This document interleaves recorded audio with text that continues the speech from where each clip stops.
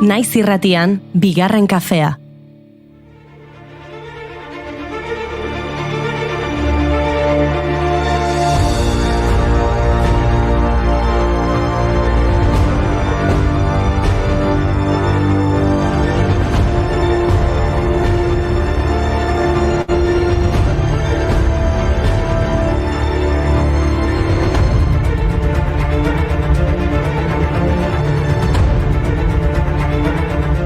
Egunon guztioi ongi etorri bigarren kafera. Itzuli dira, hemen dira, heldu dira sorbeltzak. Negua Afrikan pasa ostean gurera iritsi dira txori eder hauek. Badakizuegu asko maite ditugula sorbeltzak eta beraien kantua. Eguraldi ona iritsi dela esaten digute. Behin baino gehiagotan kontatu dugu sorbeltzen lehenengo hegaldia berezia dela oso. Egan egiten hasi eta 3 urte pasa arte ez direla gelditzen. Izugarria da. No encuentro respuestas, mejor será dormir.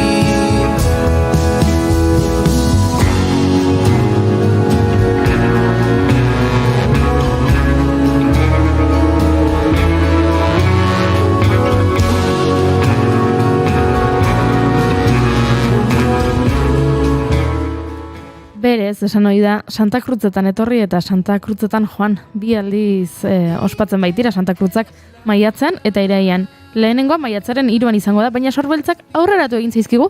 Bai, gaur apirilak 29 baita, Santa Cruzak beharrean San Prudentzio osteko eguna. Arabarrak urtero bezala Prudentzio zaindariari omenaldia egin eta milaka bildu ziren atzo Armentiako zelaietan. Bertan jarritako 160 postuen eskaintza gastronomikoa itzela izan zen. Ohiko erroskillak, gaztak eta estebeteak, txorizoz betetako ogia, barraskilloak. Gerritik elduna zazu gaur bekaturik ez da. Gaur bihurtuko dugu dena egia. Goxo itzegidazu dantzatu bitartean. Hartu dezagun bizitza guretzat, Janariaren oso garrantzitsua da bai, baina gitarau ere etzen edo nolakoa izan, herrikirolak, kontzertuak, danborra da, eta nola ez, dantzak. Baztu ezatela arabarrek ajea, gaur dantza gehiago egin beharko dugu eta izan ere gaur, apirilak 29, dantzaren mundu eguna da. 1982an sortu zuen eguna UNESCOk nazioarteko dantza batzordaren ekimenez. Aukeratutako data, dantzari eta koreografio ospetsu baten jaiot egunari dagokio. Jean-Georges Nobert dantzari frantsesa eta ballet irakaslea izan zen 1727an Parisen jaioa. Ballet modernoaren sortzaileatzat hartzen da eta horregatik aukeratu zuten bere jaioteguna eguna ospatzeko. Dantzaren nazioarteko egunaren helburua dantza eta unibertsaleko eta harkatuko diazue. Helburua dantza arte unibertsaleko eta askotariko disiplina gisa omentzea. Eta adierazpide hori aukeratu duten guztiak bilduz oztopo guztien gainetik.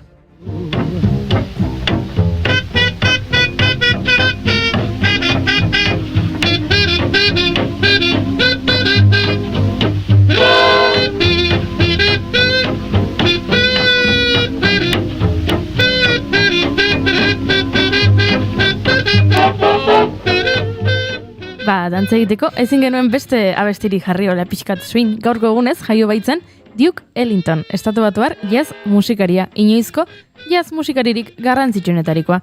Musikari ikaragarri emankorra izan zen, 50 disko baino gehiago grabatu zituen.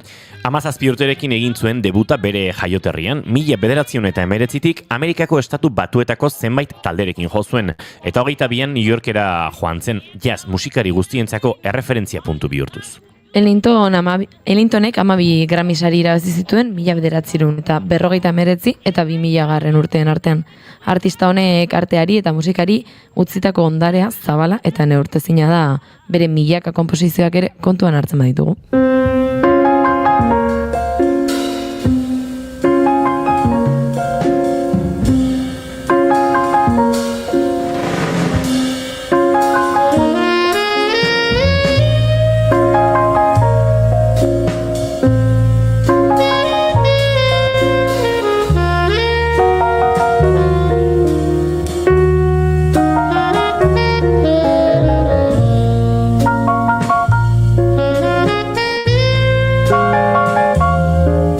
Badakizu zeini gustatzen zitzaion asko jaza?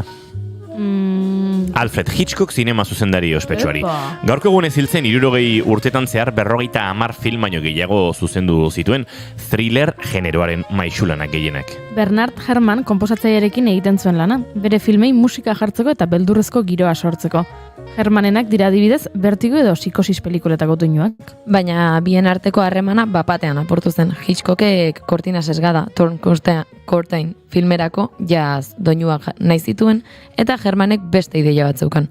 Haserretu egin ziren eta ez zuten berriro elkarrekin lanik egin.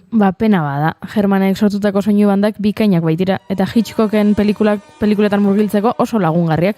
Vertigoko hau bezalaxe.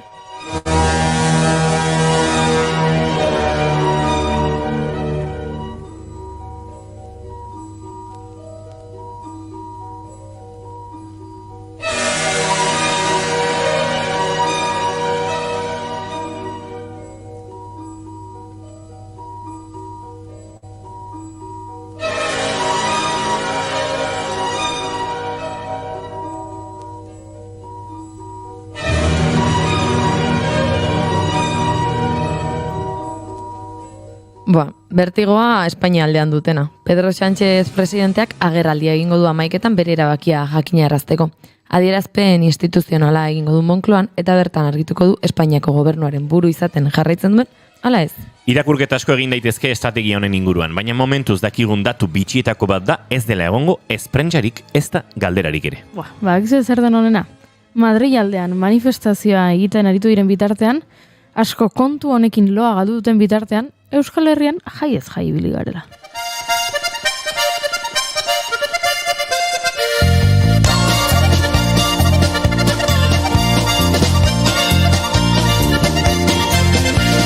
Bazkia planean jolasten ere bai, ez dakidan gauzarik ez diat egin nahi, ere izango aiz zerbaiterako gai, tengo aldia gu iklangetanik jai.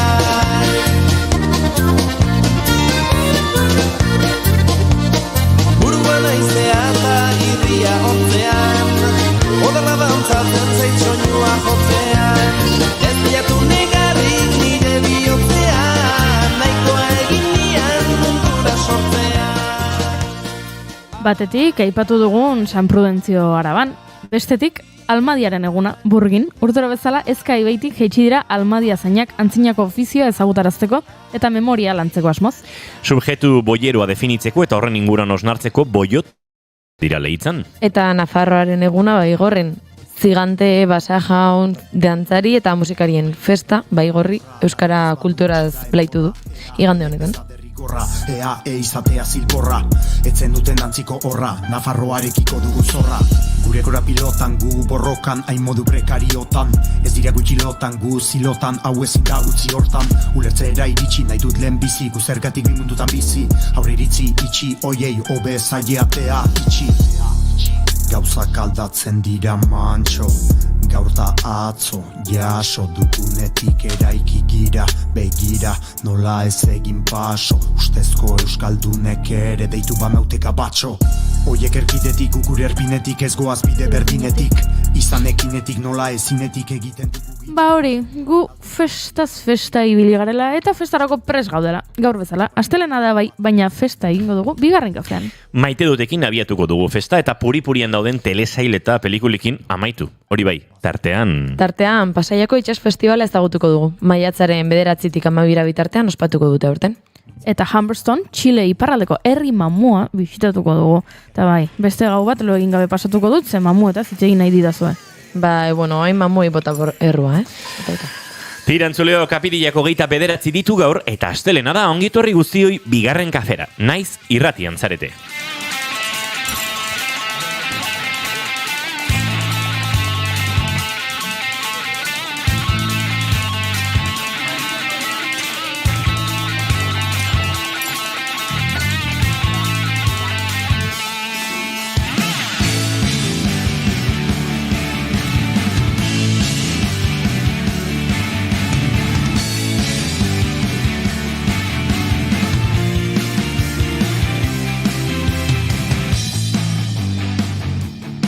Zuekin June Romateti barguren, egunon? Egunon.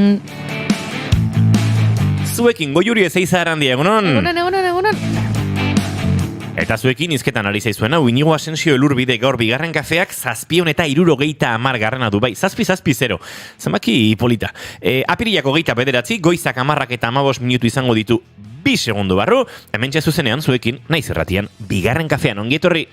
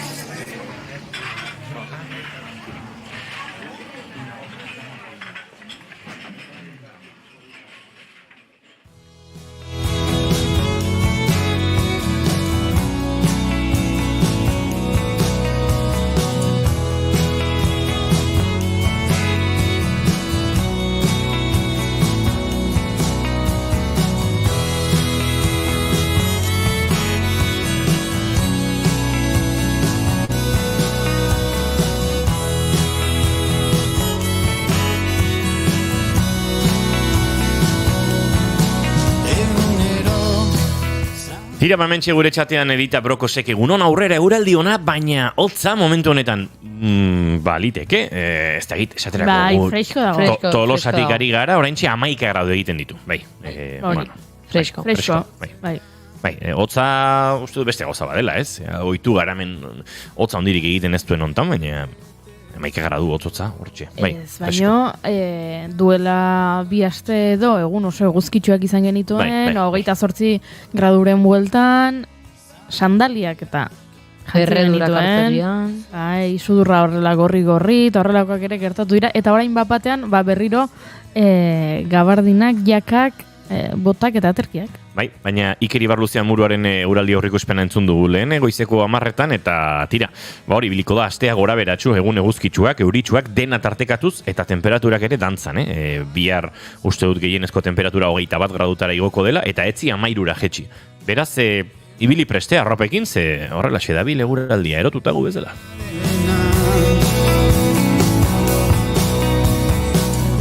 Iker Martínez eta Zaldi Errenaken egunero kantua Arnasaldiak diskotik, aurten Durangoko azokan aurkeztu zuten lan horretatik, gaurko astelehen hau abiatzeko Indiokarrek dio egunon gaztiak ona koreografia, gora astelenak 13,8 puntuazioa.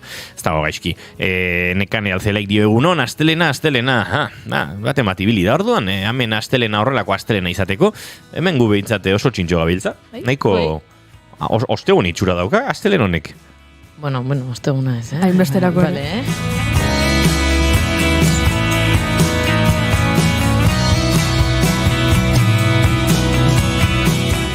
Tira maite duten tarteari helduko diogu eta June Romateti Ibargurenek kontatuko digu bere maite dut azin den. Barkatu. Sarreran esan dugu festarik festa ibili gala Euskal Herrian. Bai. Eta nire maite duta dago lotuta beste festa batekin asteburu honetan izan delako, larun batean, horretan izan delako sagardoguna.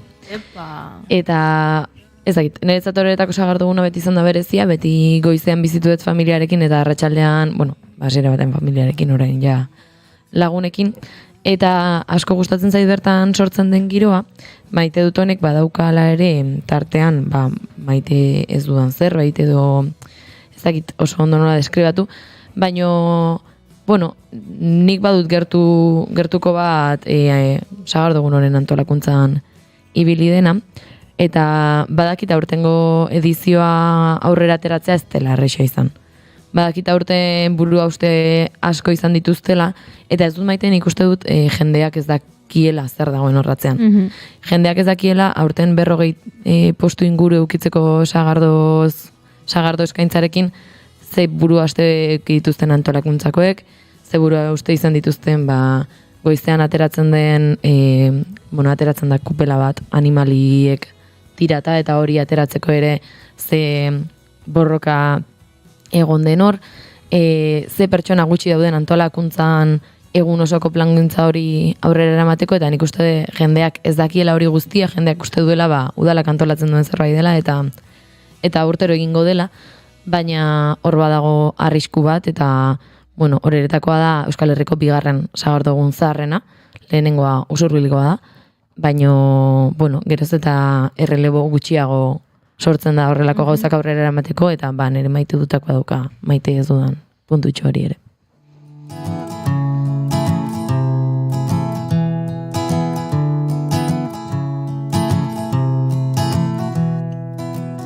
I don't really care if you get my point. Goiuri zena zure maite duta. Begira, atzo, igandea, izan zen azkeneko 6 astetan, lehenengo igandea iratzargailurik jarri behar ez nuena. Azkeneko 6 astetan, igandero izan dut zerbait. Hauteskundeak direla, beste gauza direla, beste konpromisoak, lanak, bat eta beste. Eta iratzargailurik gabe esnatu nintzen atzo. Esnatu nintzen, lasai, joan nintzen une batean sukaldera, ohera bueltatu nintzen, lehio iriki noen, eta goaen etzan da nengoen, eta eguzkitzu zegoen zerua, eta sorbeltzak entzun nituen. Eta esan nuen, dena da marabillosoa, ze duela aste bete izan balitz, hau, iratzargailurik gabe esnatzeko eguna, hala ere, etzen hain politia izango, ze duela aste bete etzegoen sorbeltzik hemen. Ez gure herrian behintzat, irakurri dut beste hainbat herritan, uste dut mutrikun edo lehenago iritsi direla, baina hemen ez, eta izan zen zoragarria. Eta esnatu nintzen, joan nintzen mendi hueltatxo bat egitera, kroketak janituen, hueltatu nintzen etxera, dutxatu nintzen, geratu nintzen lagunekin bazkaltzeko, bazkaldu genuen elkarrekin, mundua hankaz gora jarri genuen, denetarik, gauza ugaritaz jardun genuen, hitz egin genuen, oroitzapenak, hausnarketak, kezkak, eta paseatzera joan ginen, eta gero kontzertu bat ikustera joan nintzen, ze jendea, izue, entzuleok badakizue igandeetan gauzak egin daitezkela. Zuek bazen egiten hau? Igandetan gauzak egin daitezkela? Ez, ze... Posible da. Jende askok ez daki, Osa, jende askok uste du, igandetan arratsalde goizez gauzak egin daitezkela, baina arratsaldeko lauetan etxean egon behar duzula.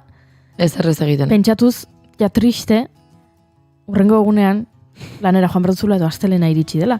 Eta, kontuatu nahiz ez? Osa, arratsaldeko lauetatik aurrera ere, zuk kalera atera zaitezke, eta gauzak daude, lekuetan.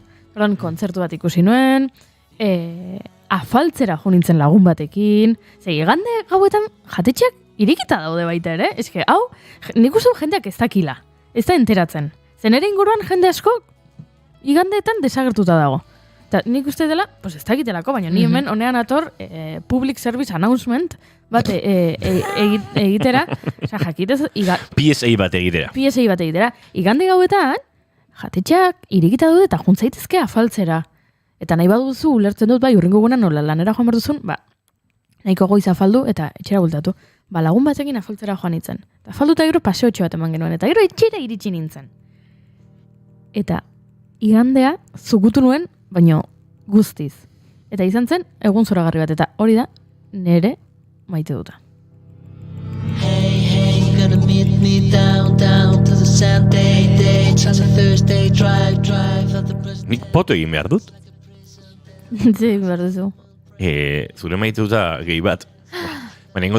Esan ezina jarri du, jendeak ez daki, baina igandeak asteko egunik onena dira. Hombre. Igual esan ezin diren gauza horiek dira. Badakizu esan ezinek atzo kalabazak eman zizki dela Rudigerren kontzertua ikustera joateko ez da. Hora, esan ezin. Ze, ez zen izango igandea zelako eta... Eta gaur goizkiki bertu delako. Eta gaur goizkiki bertu delako. Bai. Beste aitzaki bat balin bazuen, ondo. Aitzaka balin bazen, eski igande arratsaldea eta igande arratsaldetan ezin dira planak egin, hori ez, Agian plana zuen. Bueno, igande arratsaldean, zure kamara joan egin da, June? Bai, esan dugu. Berdin. Igande arratsaldetan planak egin daitezke, zehatzo, Janire Arantzabe eta biok Bilbon ginen kontzertu akustiko labur bat grabatzen Bilboko bai? denda batean, sorpresatxo bada, ez du gehiago kontatuko. Baino, baina nik horita gero proposatu nion, bida. Dauko, ni Piraguan ibiltzea joango nintzen, eta eskaini nion Janireri, etorri Piraguan ibiltzera, eta hori ez zuen oso garbi ikusten. Ados. Baina zen, baina gero, Rudigerre jotzen du. Etor dadila. Mesedez. Bai, Janire, Piragua plan badaukagu. Gitarra jotzen baduzu Piraguatik, usten dizugu etortzen. Ez hori berri. Iker Laurorak egiten zuen arrauninekin. Baskarian jota listo. Ni hasiko naiz maite dutez batekin. Nere maite duteza da, igande oso luze baten ostean, eta gauza asko egin dituzunean, bazoaz gozez ezin egon batean, kontzertu bat 9 ikustera, eta 9 zazpi gutxitan zerbait afaltzeko intentzioa daukazu. Eta zuzoaz, hola, ez dakit zaldi jartzea eskien beta horreko mugukoak nolakoa dira, baino, inor ez ikusteko planarekin, begirada galduarekin, eta, Asensio! Kaguen! Aztezea jendearekin topatuta, zuzo daude, pixkat asozial eta pixkat estresatuta nahi duzulako iritsi pitz kontzertu horri behar bezala iristeko. Arazoa zurea da, Ze kontzertua 9 malin bada, zuk 9 zazpi gutxitan afaldu nahi zenuen? Afaldu nun. Zure errua da. Baina afaldu nun, ez, nik nahi nuen azan jende agurtu kontzertua eta gero, ez kontzertuaren aurretik. Afaldu egin behar nun. Eta sentsazio hori bazoa zela hor itxu-itxuan, iritsi nahi dut, bai barkatu eske afaldu behar dut, eta gero ongo geha bai kontzertu ez da bai Rudiger, ez da ona bai. Eta hor pixkat estresatu nintzen. Baina tira, nire maite duta igandei atzo... Topo? Esan dut bat, topo zala. Baizu, nik nire igande daukatere, bai. Bai, noski, bakoitzak mundu guztiak dauka, bere igandea. Hori ba. Vale. Ui, baina ez jarri horrela. Ez, baina nire... Ui, vale.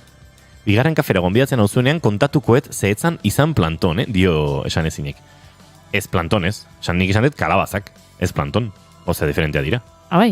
Hombre, plantoia da zu geratu zarenean horretek esatea, azkenean naiz joango. Plantatuta utzi zaituzte. Hori da. Kalabazak dira, izu joango gara Rudiger ikustera, eske bihar goiz jiki behar dut. Hori dira kalabazak. Begira, ez nuen nire izorrela... Kalabaza eta plantoia asko eman dituzuaren seinale eta dena nastuta daukaz. Nik jaso egiten ditut. Ja. Bai, nik ere maitei dut igandeak, eta hola igande oso intensoak. Atzo, laruma gauean kafeantzokian jo genuen, esan ezin eta biok, ez aize mataliz ikusi duan Janireia, egun hauetan.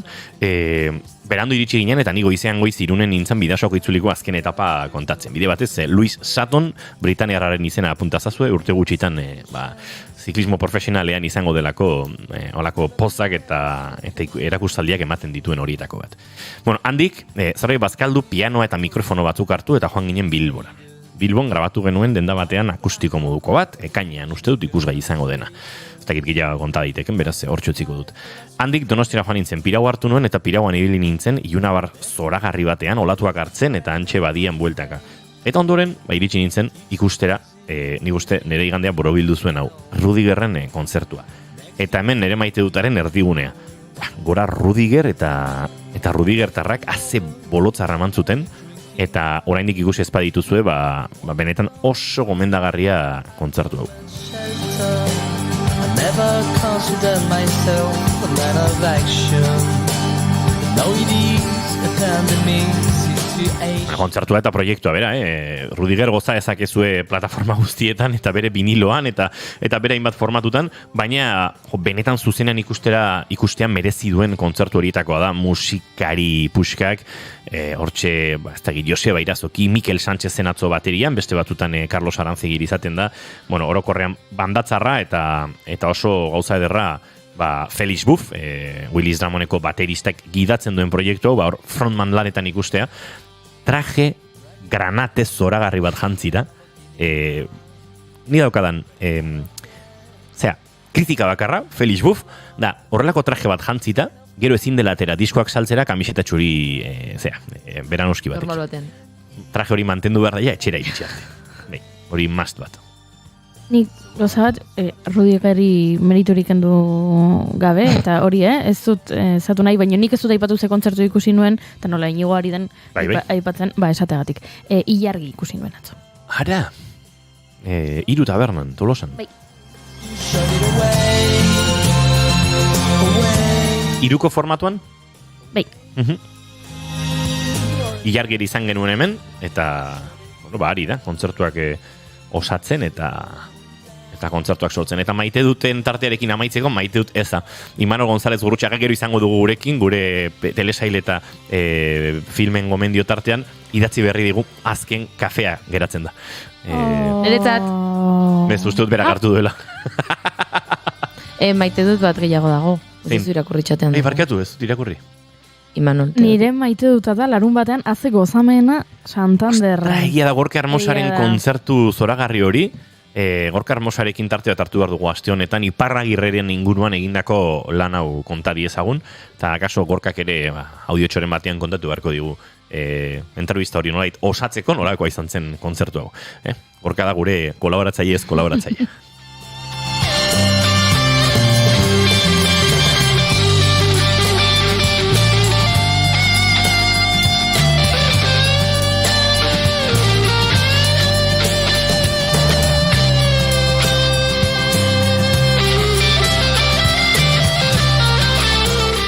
Tira, baduki mordo daukagu garzuekin elkarbanatzeko, esan dizuegu, Pasaia Itsas Festivalaren inguruan ariko garela, esan dizuegu ezagutuko dugula, Humberstone, Txileko iparraldeko herri mamua, esan dizuegu hainbat gomendio ere baditugula, baina gomendatzen hasita, zine eta telesaiak edo pelikula eta telesaiak gomendatu baino, baditugu webgune berezi batzuk, ez dakit goiuri gomendatu edo behintzate, aipagarri direlako ekarri ditugunak gurera. Gomendatzeko dira, egia esan azken urteetan joera bat nahoritu dugu, zuek ere hartuko zinaten aplikazioetara jo dugu, internet gure mugikorretan daukagu, eta orain internet edukita ere ez gara sartzen askotan nabigatzaileetan, baizik eta edukitzen duzula, ja aplikazioa deskargatuta, hau da, zuetzara sartzen Netflix.comera, daukazu Netflix deskargatuta, edo etzara sartzen ez dakit, existituko balitu oraindik kukuxumuxu.com webgunera, edukiko zenuke kukuxumuxuren aplikazioa mugikorrean deskargatuta, eta aplikaziotik egingo zenituzke gauzak,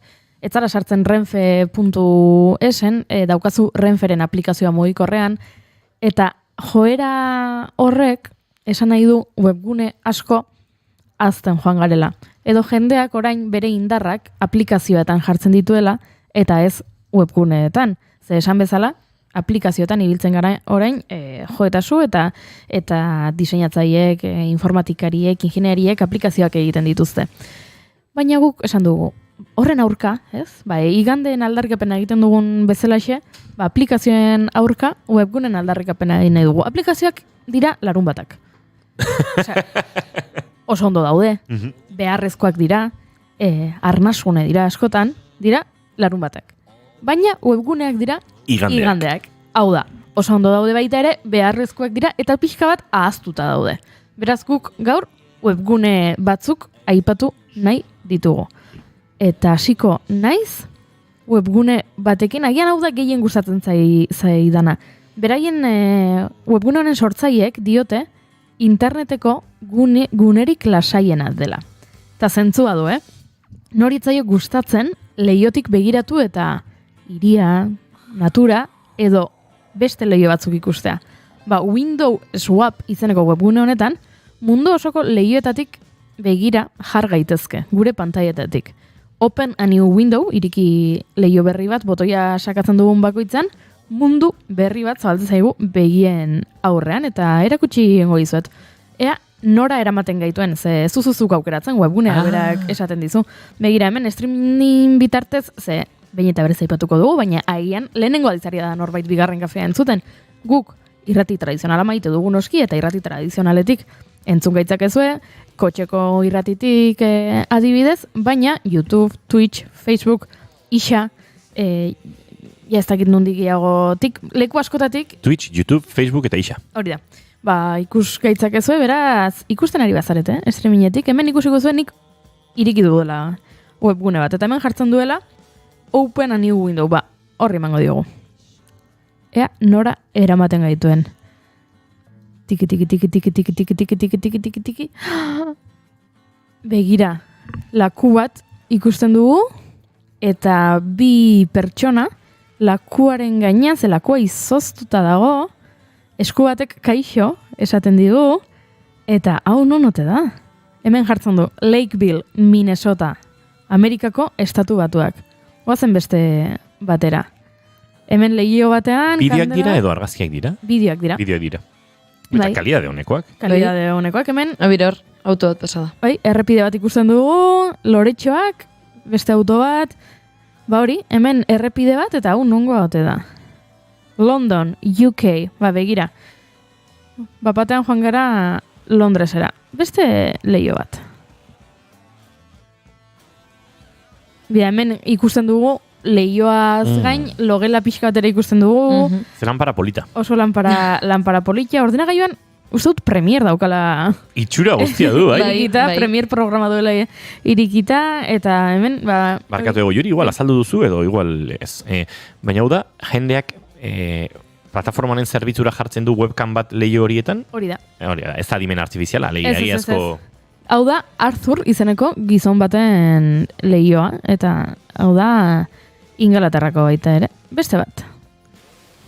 Begira, Rainer izeneko norbaitek bere etxeko Leioan jarri gaitu, eta hau da Berlin, eta ikusten dugu zuaitza, eta arkitekturan egia esan, batzuetan nabari daiteke, ez, herrialdetakoa den, hau etxe hau Leio mota honekin, eta teiatu mota horrekin bereziki, adibidez hau ez da estatu batuetan ohikoa, orduan pentsatzen dut arkitekturan jaioa den norbaitek edo arkitektura ikusi den norbaitek, jolas dezakela baita ere open a new window ematen dion bakoitzan webgune bat iriki eta asmatuz nun gauden. Beste bat. Ui. Ara, error eman dit. Ez da zer pasatzen, horrelakoak ere gertatzen dira. Eramen bat batean zelai bat, arratsaldean, Zupolita. nahiko iluna dago eguna, Bai. eta hau da Polonia. Biluginel Seuls, ez dakit, izena nola esaten den, bere Leiotik, ikusten dugu, pentsatzen dut herri txiki batean biziko dela, zelai asko ikusten ditugu, bueno, denetarik, zer dut daizu webgune hau? Oso guapoa. Oso polita, bai. Eta begira, bapatean Brasilen gaude. Eta ikusten dugu gizon bat korrika ematen duela, ez dakit autobusa galduko duela. Hone gainera tilt eta pan eta guztia egiten Dena. Brasil ikusten ari gara, Brasileko hiri bat. Ez da oso Brasil, Katu bat. ez da oso estereotipikoa, Osea, hola ikusitatzen nuke jakin igual Brasil denik, ez? Ez, baino, etzen nuke esango Euskal Herria denik, ze palmera hoiekin. Bakigu ez dela Euskal Herria. Eta hau da, Biztalinda izeneko norbaiten edo etxea. Windows Swap. Bai, Windows Swap. Mhm. Gustatu zaizue? Bai, jarriko zenukete zuen etxeko Leioaren bideo bat webgune honetan? Bai. Bai? Bai, nire Leiotik oso bizta polita dago. Eta etzen nuke beldurra sentituko jendeak jakingo du non bizi naizen eta horrelakoak. Jendea badakin non bizi naizen, eta zer pasatzen. Bale, Baliozko gauza bakarra pianoa da, eta ez dut uste inor gai izango denik piano hori etxetik eskairatik jeisteko. Ez bat, ez bik, eta ez iruk ere. Lau nola sendok, igual bai. Ados, horixe lehenengo gomendioa, windowswap.com webgunea, oso politia aian aukera balin badaukazu proiektore bat etxean jarri edo badaukazu pantaila handi bat jarri eta egon lasai begira. Ze aian, zuk zure etxeko bistak oso ezagunak dituzu eta nazkatuta zaude, edo agian bizizara Leio gutxi dituen etxe batean, agian azkeneko solairua da eta belusezko Leioak dituzu, baino ezin dituzu gauza asko ikusi, agian lehenengo solairuan bizizara eta autoak besterik ez dituzu ikusten, webgune honekin pixka bat bidaiatu ezakezu eta lasaitu eta ikusi. Nik orain deskubritu izan banu pandemia garaian, eskertuko nuke, zen nazkatu nintzen. Leioa iriki eta beti gauza bera ikusteaz. Eta honekin, Leio desberdinak ikusten dituzu, baina tira, webgune gehiago. futureme.org. Hau da, etorkizuneko ni.org. Zer iradokitzen dizu honek? Argazki bat sartu eta heldu egiten zaitu. Ez. Da zure etorkizuneko niari webgune bat, gutun bat, idazteko balio duen webgunea. Zuk gutuna idazten duzu, eta aukeratzen duzu noiz iritsiko zaizun. Hasiera batean, aukera hauek ematen dizkizu 6 hilabete, urte bat, 3 urte, 5 urte edo 10 urte. Baina data zehatz bat aukeratzeko aukera ere ematen dizu. Esaten dute webgunaren sortzaileek azken 20 urtetan 20 milioi gutun baino gehiago bidali dituela jendeak. Eta hementxe dago webgunea, hementxe jartzen du Write a letter to your future self. Ingelesez dago, baina bueno, tira nahiko intuitiboa da. Eta hemen zuk idazten duzu nahi duzuna. Ez, kaixo, goiuri, mentxe zaude, 30 urterekin, kroasan bat jaten, irratsaioa egiten duzun bitartean. Kroasan bat jaten ari zara? Bai, eta ez digu eman. Txatean jarri dute hone bingo juri. Bai, hortxe dago gultza bere ondoan, eta dago hemen. Orain imango dizute, zuire. Baina, gozen nintzen. Txusi hau, Bai. Bueno, baina, izketan ari naiz baita ere, Erkatu. Goza kontatzen ari naiz. Ez, itxusia gurekin elkar banatu izana. Ba, mentxe daude, gero hartuko dituze. Kontatzen ari nintzena da, webgune honetan, zuk idatz dezakezula nahi duzuna, gutun forman, dena kontatu, agian tristenago, hau gertatu zait, ez tegizer. Eta gero aukeratzen duzu, 6 hilabete, urte bat, 3 urte, 5 urte, edo 10 urte. Eta email bat jartzen duzu, eta iristen zaizu, hori, agian 10 urte barru. Zeiru egiten zaizue? Ez da txarra? Polilla da, ez? Bai. Ze ziur naiz, 10 urte barru, Ez dezula espero. ez dezula espero. Aztu zaizu. Aztu zaizu idatzi zenuela, edo aztu zaizu ze egunetan idatzi zenuen, agian ez zaizu aztu behin idatzi Idatzi zenuela zenuela. gutun bat zure etorkizuneko niari, baina ziur naiz, 10 urte barru gaur idatziko bagenu, aztu egingo ginetekela apirilaren 29 batez idatzi genuela, eta orduan apirilaren 29 iristen denean, eta gutuna iristen zaizunean, pentsa ez, 10 urtetan zenbat gauza alda daitezkeen, eta Igadiz, badaukat data bat, 2021 bateko ekainaren 30, hori, ez zaidala azten. Zergatik? Egun hortan irabazi nuen apostu bat, eta apostorik kobratzeko zen jarraitzen dut. Zein irabazi zenion? Ego juri? ez dakit zertaz ari zaren. Ja. Bai, badakizu zertaz ari nahi zen. Bueno, ordan agian apostu horrekin lotutako webgune bat. Ara. Gomendatuko dizuet. tasteatlas.com Zer regatazo egin duen, Zer regate egin duzun, Ikusi duzu? Dastamenaren atlasa.com webgune honek zer iradokitzen dizue. Venga, hau errisa da. Jatea. Ñanpazanpa. Ñanpazanpa? Zer da ñanpazanpa? Ñanpazanpa. Jadea, ez duzun nioz entzun. Ñam bai eta zampa le bai, baina ñanpazanpa horrela Nahiko, elkarrekin. Itzbiko... Ñanpazanpa ez inork erabiltzen. Barkatu, ñanpazanpa egongo da, nik uste, zegoela anuntzioren bat, eta guzti. Ñanpazanpa? Dago jatetxe bat, azteko. Villa de Cansen, restaurante braseria ñanpazanpa. Deribokateria bat, tera zait. Begira. Lorkan beste bat. Bai. Bueno, nire inguruan ez du inork esaten ñanpazanpa. Baina ñanpazanpa izan zala kampaina publizitario bat, benetan. Indiokarrik dio, somos los ñanpazanpa. Horrelako zerbait. Ñanpazanpa cereales agartzait hemen. Hori da, cereal batzun izena zen. Vale. PMI, ala, hauek zumak egiten zituzten. Ze izan zen ñanpazanpetaz. Buah. Nik ezakit zer den, ñanpazanpa. Hemen zereal batzuk ikusten ari naiz. Bueno, Bai, Paskualen anuntzioa zen. begira, bai. gauza berri bat deskubritut gaur. Baina ni webunarekin ari nintzen, Barkatu esan. tasteatlas.com webgune honetan, zuk jartzen duzu leku baten izena, eta esaten dizu leku horretan ze janari den ohikoena, eta gainera errezeta ematen dizu. Eta idatzi dezakezu zuk leku bat, edo aukera ematen dizu sorpresa, eta edo zer irikitzen zaizu, surprise emango dio. Lekua izan ez herri bat, esan nahi da. Herri bat, Herri bat, edo hiri hiri bat, bat, edo bai. ados. Begira, eman diot surprise, eta hementxe Göteborgerak agertu zaizkit. Norvegiako opilak.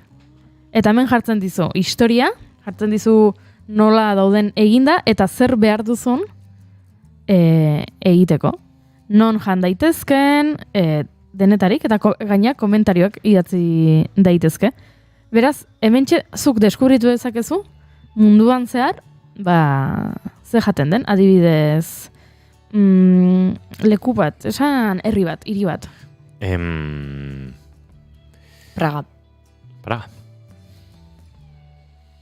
Ba, saiatuko naiz idazten, tontotu egin zaidalako webgune. Webgunean tontotu da. Hala, errezetago gelditu gara. Hala, janpa-zampa. Baina esan du indiokerrek, nahiz gogoratzen zeinena, baina kanta batean esaten zuten hori ere. Janpa-zampa. Zuen kontua da. Saiatzen ari naize, baina begira. Geratu da, pixka bat, Ez aurrera eta ez atzera. ez aurrera eta ez atzera. Baina nola, ez duen nire Praga ulertzen, esango dizuet, orain momentu honetan, jendea zeren bila dabilen. Eta lehenengoa, inigo gustatuko zaizu, trending topic den janaria, da Filipinetako janaria, jaki bat, eta da, lechon. Ara. Txerrikumea. Txerrikumea, baina Filipinetan lichon. Baina hori da Espainiar kolonia izan zelako Filipinak, ez? Bai, horregatik. Gero bestela, space cake daukagu, Amsterdamekoa, baklava, Turkiakoa, eta Kang Li, Tailandia iparraldekoa. Kang Han Li horrek itxura erra dauka, horrek pikatu egin badu bainera. Noi. Pentsatzen dut. Zer da space cake? Space cake da, inigo badakizu zer den space cake. Eta gizu zer den? Space. Marihuana dauka? Bai, noski. Jode! Bai, noski. Eta bez, lehenengo hemen zuketxean egin nahi balin baduzu. Behar duzu gatza, vainilla, kokoa, esnea, azukrea, arrautzak, mantekila, irina eta kanabisa. Kanabia. Bai.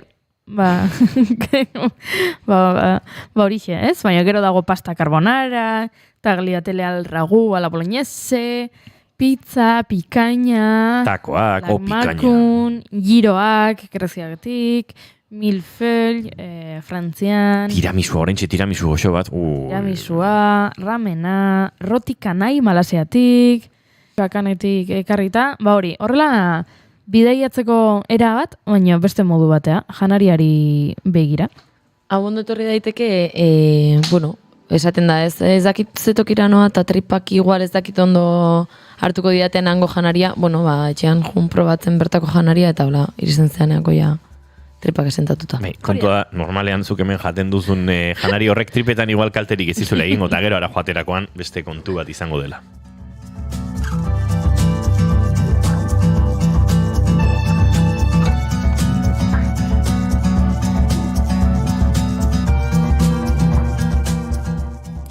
Beste bat, playphrase.me.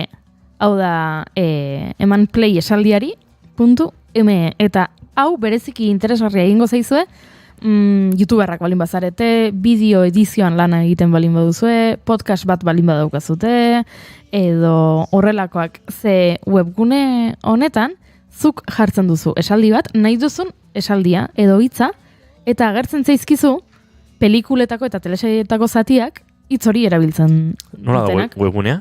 Playphrase.me. Play, eman play, phrase esaldia, ingelesez, .me. Hizkuntza guztietan ez dago, dago ingelesez, frantsesez, japonieraz, gaztelaniaz, italieraz eta alemanez. Baina zuk jartzen duzu, hementxe pantailan ikusten dugun bezala, eta edozer gauza, adibidez, ez dakit, patata. Tardon, zuk jartzen duzu patata, Pues con una patata. eta pelikulen zatiak agertzen dira. Hola. Baina abiadura... Bai bat beste Itzenean. Mira, ikusi dugu Javier Bardem esaten patata, bueno, orain izkatzen dit, Mani. moni izkatzen dit, ze bost baino gehi ordaindu gabe, bost pelikula zati baino gehiago ez hitz berarentzako ezin dira, baina Bost pelikula zati. Zenuen ja bost bilaketa egin zen dituela eta... Ez, azkenekoa zela. baino bost asko dira. Ez? Bai. Bideo bat egin nahi balin baduzu, patata hitza jartzen duzu, eta bost pelikula zati agertzen dira patata erabiltzen dutenak, ba, horixe, beste esaiazu, beste esaldi bat, eta probatuko dugu ea ze pelikula edo, ea identifikatzen ditugun pelikulak. Window. Bale, txin orduan inglesez jarri berde. Bale, erderaz dago orain, Bai, jarri baskos. baskos, bale, Hori agertuko gara. baskos. ¿A los Eta vascos? bueno, begira. Ahora dirás que los vascos tienen salero. Estos son dos vascos que se encuentran y le dicen uno al otro y dice, oye, Pachi, ¿qué me he enterado que tu hija está en la cama con gonorrea? Mira, vosotros los vascos para otra La cosa begira, sí ya sabes. sois muy punteros. Película- Pero para el tema de la Película- broma, película- la Bakarra atera du dela 8 apellidos vascos. Baina tira, esan bezala, edizio lanetarako, horretarako, nik askotan, Truño guapoa, 8 apellidos vascos, dena esan behar balin bada, Bai. Ze innecesarioa, Bai. Eta Ze txopillos truño katalanez, atzetik. Ja non ikusi, Nik bai. Eta barrokez ez dut ikusi. nahikoa izan nuen lehenengoarekin. bueno, kontua da, nik beti adibidez ETV-ko La Noche de edo horrelako telesaiak ikusten, osea, telesaiak programak ikusten nituenean, eta bapatean zenean, tortillaren mundu eguna, batzuetan hau egiten zuten.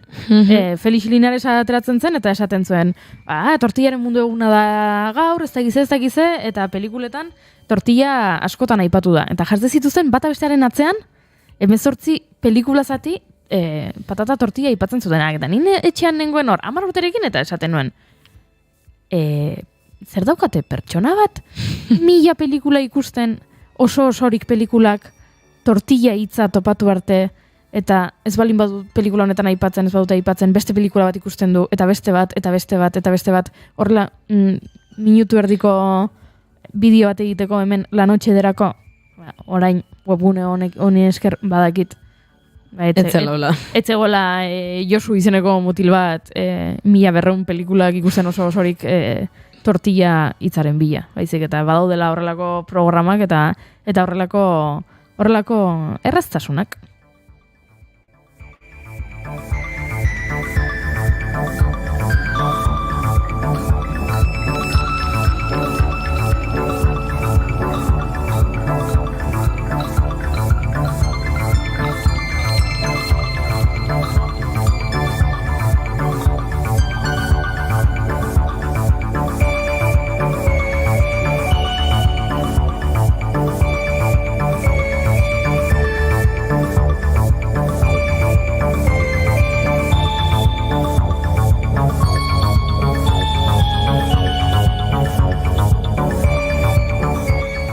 Tira, patata tortillak eta euskaldunak eta bestelakoak bila ditzakezue zinean eta beste hainbat kontzeptu, baina goiurik gaur dakartzan webgune xelebre eta interesgarri hauekin jarraitzeko, badugu beste azkeneko bat. Beste bat, izana du how many people are in space right now.com. Hau da, ez diote izen errisa jarri webgune honi, baina esan edo, Zehatza bai. zehatza bai, zenbat pertsona dauden espazioan orain.com.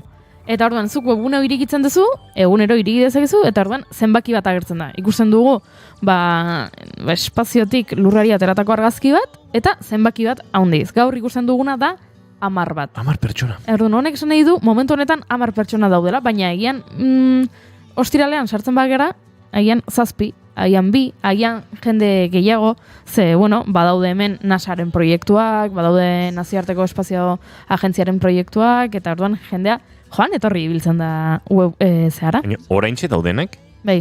bataz beste, 3 urte Bai. terdi baino gehiago iraupenean dabiltza espazioan. Begira, esango dugu, dago Kaila Barron. Kaila da ingenieria, eta 901 egun daramatza Hori dira espazioan. 2 urte eta 7 hilabete edo. Matias Maurer dago Alemaniarraz, Kaila ez dut esan, estatu batuarra da. Matias Maurer Alemaniarrak ere 901 pentsatzen dut elkarrekin Espedizio egongo berdina. direla. Elkarrekin egongo Eta hor, direla. Thomas Marshburn eta Raja Txari. Raja Txari, dienak ingenieriak, eta hauek ere estatu batuarrak. Baina, denbora gehiago daraman jende ere badago, Errusiatik, Oleg Artemiev, 1128 egun espazioan.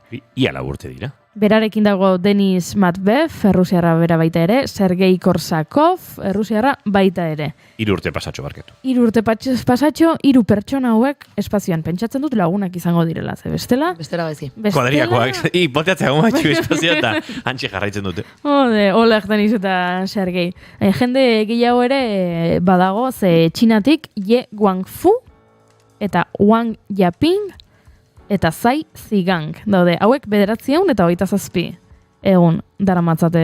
Beraz, esan dezakegu dagoela, espedizio estatu batuar bat nun alemaniar bat kolatu dan, Bai. Bai. espedizio rusiar bat, Bai. Artemiev, Matveev eta Korsakofena, eta espedizio txinatar bat. Hori da, bai. Errusiarrek daramaten denbora gehien, Bai. Ondoren txinatarrek eta bueno, 2 urte eta pikuko iraupena estatu batuarrek. Baina 10 pertsona oraintxe espazioan daudenak. Webgune hau gomendatzen dizuet, aplikazioa ere badago, nahi balin baduzu, mugikorrean edukitzeko eta Webgune hau ikusteko. xelebrea da, ze Bai. egun askotan 10 horiek egongo dira. Bai, noski. Hombre, batzu 1000 eta piko egun badara matzate. Hain aldakorra izango, baina bai, egongo da jende egunero sartzen dana, Egunero. espedizio bukatu da, no? Bai, ze nik egia esan, ez dakit espedizio hauek noiz diren itzultzekoak, ez nahi sartu begiratzera, eta ez du informazio hori ematen, bai klikatu dezake dela, patxatzen dut bertsona, eta Wikipediara eramaten zaitu, azalduz, ze pertsona hauek nortzuk diren. Keila Barron da, 1987an, jaiotako, NASAko astronauta bat, emakumea, eta hori baina ez dakigu, noiz itzuliko diren, beraz, bai, sartu egunero, naiz eta ziurrenik egunero zenbaki bera topatuko duzun.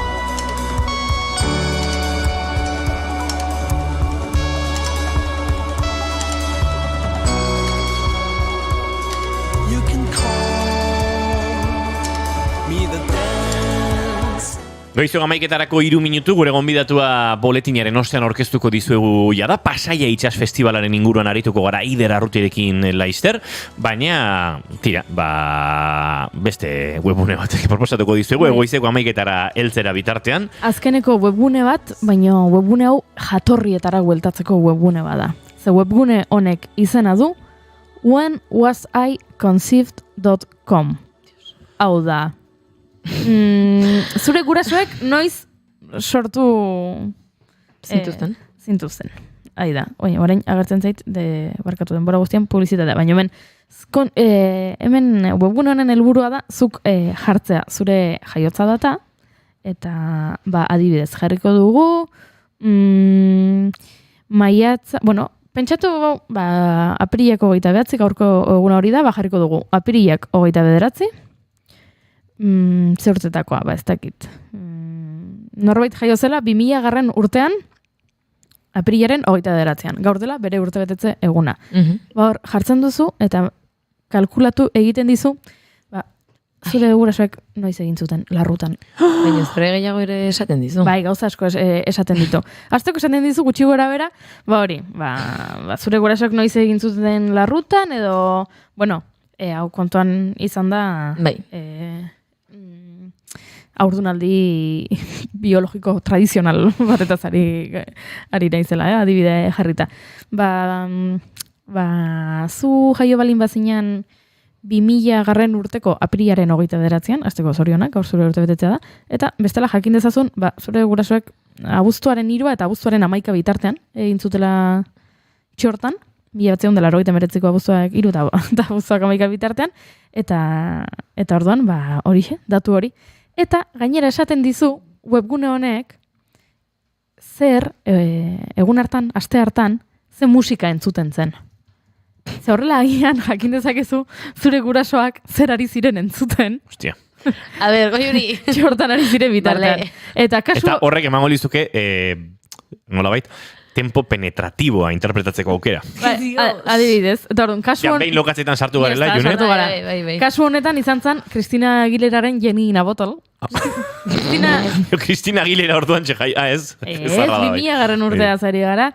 Esaten dizu baita ze pelikula, zen aste horretan ze pelikula estrenatu zen, ze agian zure gurasoak zinera joan ziren, eta zigueltan flaska-flaska. Eta... Edo flosko. Edo flosko. Eta gero esaten dizu, zure jaiote eguna zein den, eta beste ze pertsona jaio ziren egun horretan, zeinekin elkarbanatzen duzun, urte betetzea. Zergatik sortu zuten hau? Zein okurtu zitzaion hau? Ez dakit, guri pixka bat arraroa egin zaigu, baina zuekin elkarbanatu nahi genuen. Tira, horrelako interesak baldin badituzue, aukera ona izan daiteke. Guz egituan guaz estudio zentraletara, goizeko 11 hortxe ditugu eta gaur jakingo duzuenez, azken orduko asko, eta espero genuen notizia bat ere, Pedro Sánchez Espainiako presidentearen agerraldia ere, hortxe izango da minutu gutxitan. Guaz estudio zentraletara, Zurin Iglesias, egunon?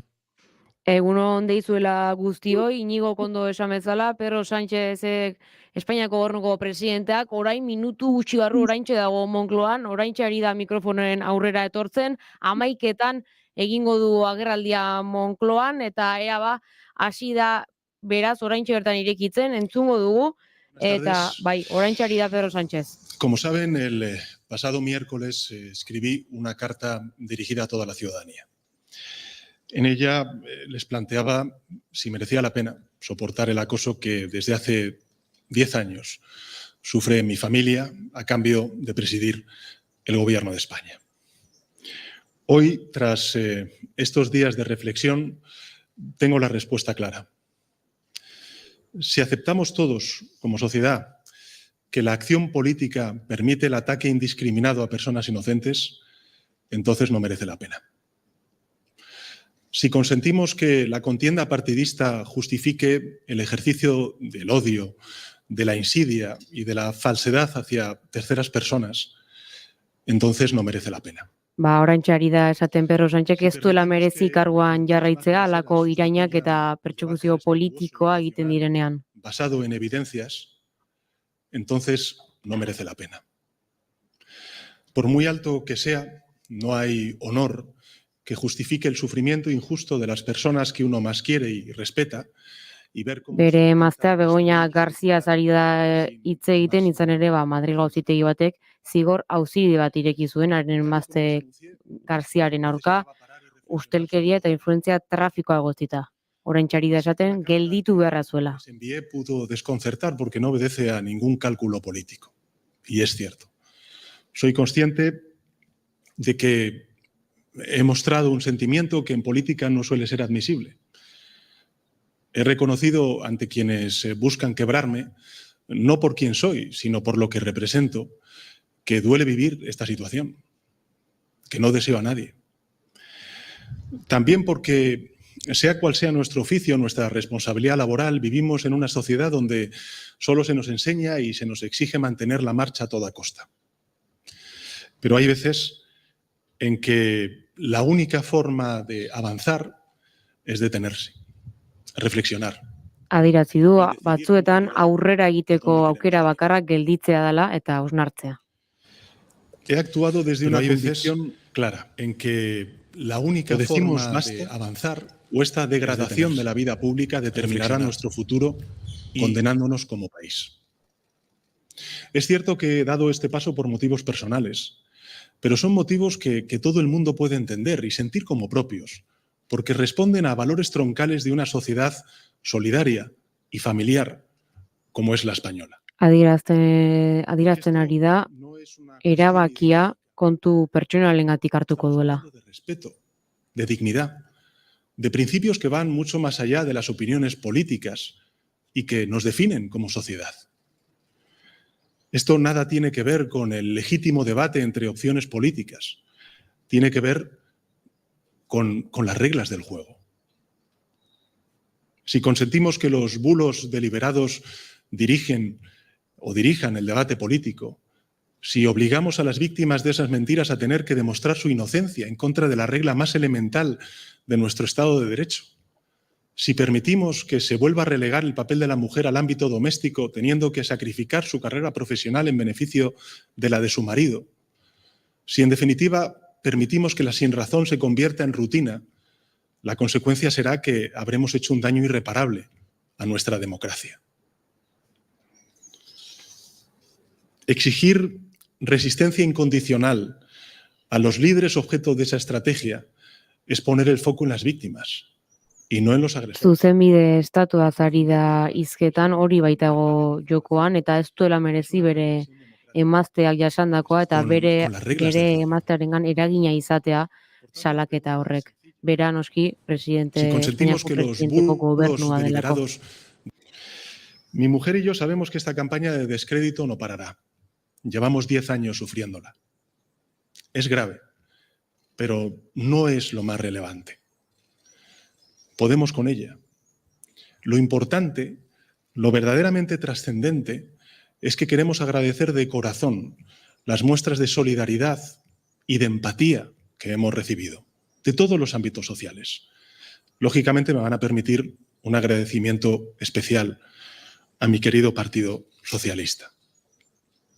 En todo caso, gracias a esa movilización social que ha influido decisivamente en mi reflexión y que vuelvo a agradecer, quiero compartir con todos ustedes lo que finalmente he decidido. De ello he informado previamente al jefe del Estado esta misma mañana. He decidido seguir con más fuerza si cabe al frente de la presidencia. Azkenerako jarraitu egingo du Pedro Sánchezek karguan eta ez du dimitituko. Es un punto y aparte, se lo garantizo. Por eso asumo ante ustedes mi compromiso de trabajar sin descanso, con firmeza y con serenidad por la regeneración pendiente de nuestra democracia y por el avance y la consolidación de derechos y de libertades. Asumo la decisión de continuar con más fuerza si cabe al frente de la presidencia del Gobierno de España. Solo hay una manera de revertir esta situación, que la mayoría social, como ha hecho estos 5 días, se movilice en una apuesta decidida por la dignidad y el sentido común, poniendo freno a la política de la vergüenza que llevamos demasiado tiempo sufriendo. Porque esto no va del destino de un dirigente particular, eso es lo de menos. Se trata de decidir qué tipo de sociedad queremos ser. Y creo que nuestro país necesita hacer esta reflexión colectiva. De hecho, durante estos 5 días ya hemos comenzado a hacerla. Una reflexión colectiva que abra paso a la limpieza, a la regeneración. Hausnarketa politikoa eta erregenerazio bat egiteko garaia dela esan du Pedro Sánchez, Espainiako gobernuak, eta esan bezala karguan jarraituko du eta ez du dimitituko. De prácticas tóxicas inimaginables hace apenas unos años. Apelo en consecuencia a la conciencia colectiva de la sociedad española. Una sociedad que desde el acuerdo generoso supo sobreponerse a las terribles y profundas heridas del peor de sus pasados. Una sociedad que consiguió vencer de manera ejemplar todos los desafíos democráticos que sufrió, que superó con éxito una pandemia, que pese al difícil contexto geopolítico que sufrimos con guerras en Oriente Medio y en Ucrania, vive un muy buen momento económico y respira paz social. Una sociedad que asombró al mundo por su aceptación entusiasta de los derechos y de las libertades, pasando de ser un país oscuro a un referente internacional de libertades y de democracia, de progreso y de convivencia. Hoy pido a la sociedad española que volvamos a ser ejemplo e inspiración para un mundo convulso y herido, porque los males que nos aquejan no son ni mucho menos exclusivos de España. Forman parte de un movimiento reaccionario mundial que aspira a imponer su agenda regresiva mediante la difamación y la falsedad, el odio y la apelación a miedos y amenazas. Oraintxe bere emazte Begoña Garziak jasan duenaren arira ari da esaten badaudela alderdi batzuk, eskuineko alderdi batzuk, ari direla naita ere agendan gauza batzuk sartzen, kasu honetan ustelkeria faltsuak eta halakoak agenda markatzeko eta erregenerazio bat egiteko. Como presidente del Gobierno de España. Gracias. Oraintxe amaitu da, 11:09, 10 minutu eskaseko agerraldia egin du Pedro Sánchez, Espainiako gobernuko presidenteak, esan bezala hasiera batean ematen bazuen ere dimisio emango zuela, egin duen adierazpenengatik, azken batean ez du dimisio eman eta jarraitu egingo du Espainiako gobernuko presidente karguan eta esan bezala horixe, ez duela dimisio eman, jarraitu egingo duela karguan eta beste garai bateko demokraziat, estatu demokratikoaz ere hitzen du, zuzenbide demokratikoaz, eta azken aldian mazalantzan jartzen ari direla halako kontuak, eta horren aldeko diskurtsoa eman du, Pedro Sánchez Espainiako gobernuko presidenteak. Beraz honekin, Iñigo Asensio uzten zaituzte, esan bezala, Pedro Sánchezek karguan jarraituko du, eta ez da dimisiorik egongo. Eskerrik asko Bazurin Iglesias, adi jarraitu dugu Pedro Sánchezen eta zure ahotsetan. Gure entzulekin elkarbanatu dugun azken orduko hori. Eguerdiko 12etan ondorioak aztertzeko aukerari izango dugu, informazioaren ariari helduta, eta ziur honek ere soka luzea ekarriko duela. Ez dakit norbait ez ustean harrapatu duen hemen mailean Pedro Sánchezen agerraldi honen emaitzek. Egia da, Zurin Iglesias lankideak esan duen bezala hasi, dramatikoki hasi duela. Baina amaitu du, uste dut, Espainiar gehienek espero zutenaren bidetik, ez? Bai, eta gutuna argitaratu zuenean hori pentsatu genuen, baino gero asteburuko irudiak ikusita, are arrazoi gehiago izan ditugu hori pentsatzeko, ez? Madrilen kaleak bete dira. Pedro, Rafael Alcarraren Pedro abestia kantatuz eta berari babesa eskainiz, eta orduan nik uste dut hor, jazta, lazandu diotela egoa, eta esan duela, bentxe geratzen naiz, jendeak hemen nahi nau. Nik ez dut ukatuko trampa mediatiko, lawfare eta delako honetan Pedro Sánchezek arrazoia duenik, hor nabardura asko egin daitezke, zenbat politikari jasan duten hau, eta ez dugu horrelako herrialde geldialdirik izan, baina bai uste dut eskuin mediatikoaren ere Pedro Sánchezen aste hontako mugimendu honek egurrasko banatzeko aukerak ere ematen dituela. Ze, herrialde bat ola airean jartzea astebeteko geldialdi hartu eta esateko denok ere bagenekin, ez zuela dimitituko. Ez dakit oso serio ere baden. Eta uste dut, serio izan edo ez izan, eskuinari behintzat, aitzaki asko emango dizkiotela, paripe hau horrela dituko baitiote, zalantzarik gabe, eta kasu pixkat paripea ere bada, zindutera bat desados egon horrekin, kritikagarria bada. Ez duzu uste lasaitu egingo dela pixka bat edabide batzuen jarrera? Izan dela pixka bat... Kortafuegos moduko bat. Bai, ez? Pixka bat bihurrien txokora bidali zaitut. Pentsatzera, egin dituzun aurreko asteetan idatzitako lerroburuengatik eta mediatikoki honi eman diozuen trataeraren gatik. Orain ezin dute edonola, edabidek orain ezin dute edonola eta edo zer idatzi. Igual ardura eskaera kolektibo bat izan da, ez? Izan da. Bale, ez? Ardura eskaera bat izan da, nazioartera begira, ze ikusi dugu, nazioarteko edabideek ere argitaratu dutela, Pedro Sánchezen estrategia honi buruzko hainbat kontu argitaratu dituztela. Eta beraz, izan dela ez, pixka bat, Europa guri begira ari da, orain guk ezin dugu edo zer, esan. Trataera egian serioago bat, eman behar diogu honi. Izan daiteke, hori da nire teorietako bat. Bai, izan ere bada, baina uste dut hori kritika hori ere nahiko doakotik egingo zaiola, eta baduela pixka bat. Jarraituko dugu, ze sareetan dagoeneko hasi da saltxa. Tira, horrek 12etan analizi sakonago eta sendoagoa egiteko aukerari izango da, eta bide batez orduan ere lankideek helduko diotez sareetan, eta beste alderdi politikoetan, agerraldi politiko mordoa etorriko da honen atzetik, eta, ordezkari politiko guztiek, alderdi guztien ordezkariek hitz egin beharko dute, nolabait, baloratzeko Pedro Sánchezen erabakia, Juri? Barkatu, maite dut Twitterreko jendea. Nola dagoeneko ari diren txisteak egiten. Ikusi dut Feijóoren argazki bat, eta jartzen du bere hitzetan.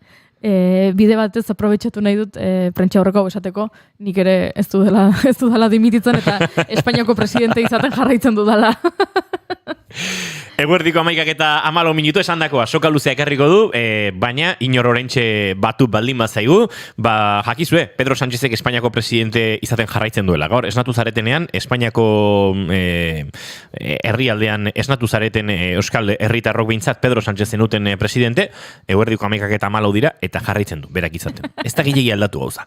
Baina, dira, analisi sakonagoak eguerdiko 12:00 aurrera. Guk aurrera egin behar dugu, hemen bigarren kafean.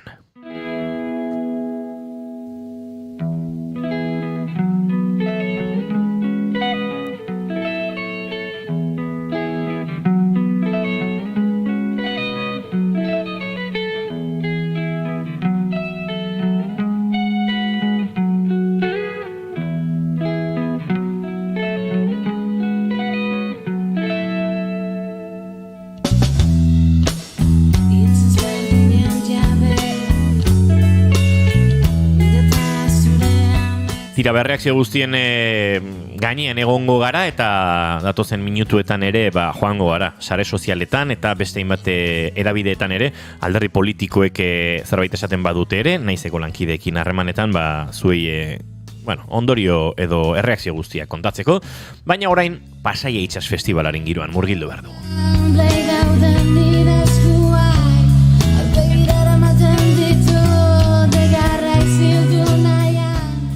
Oroitzapenera gonbidatzen zaitugu, edertasunaren eta historiaren bidez, pasioz betetako itsasontzien ikuspegiaren bidez. Hala aurkezten dute Pasaia Itsas Festivala antolatzaiek, atzera begira jarri eta garai bateko itsaskulturaren ospakizun moduan.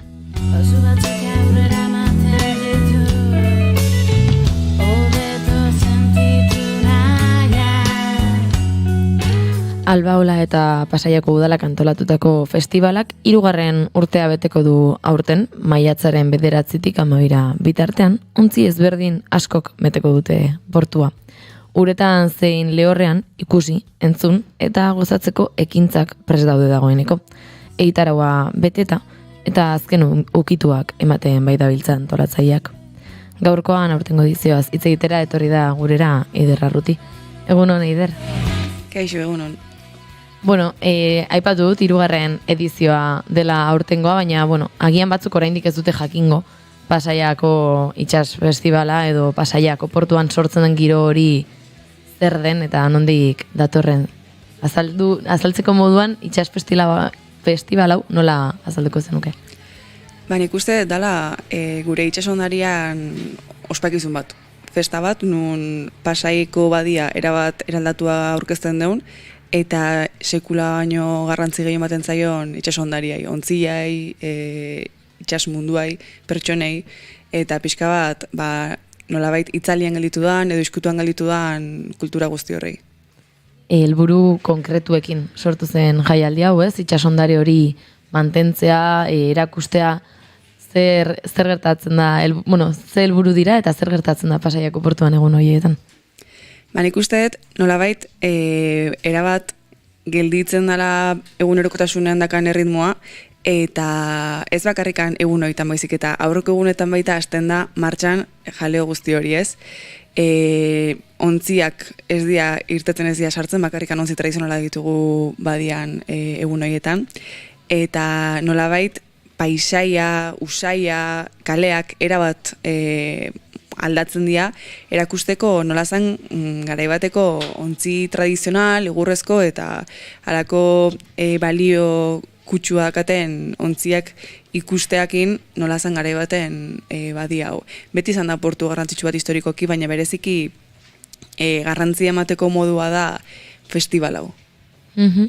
Esan dezun bezala, portua erabat gelditzen da eta egitarau majoa prestatzen duzue urtero festival honetarako, eta hori begira jarriko gara une batez, ze aurtengoan urtero gonbidatu berezi bat izaten duzu, eta aurtengoan Txilekoak omendu nahi izan dituzu, ezta?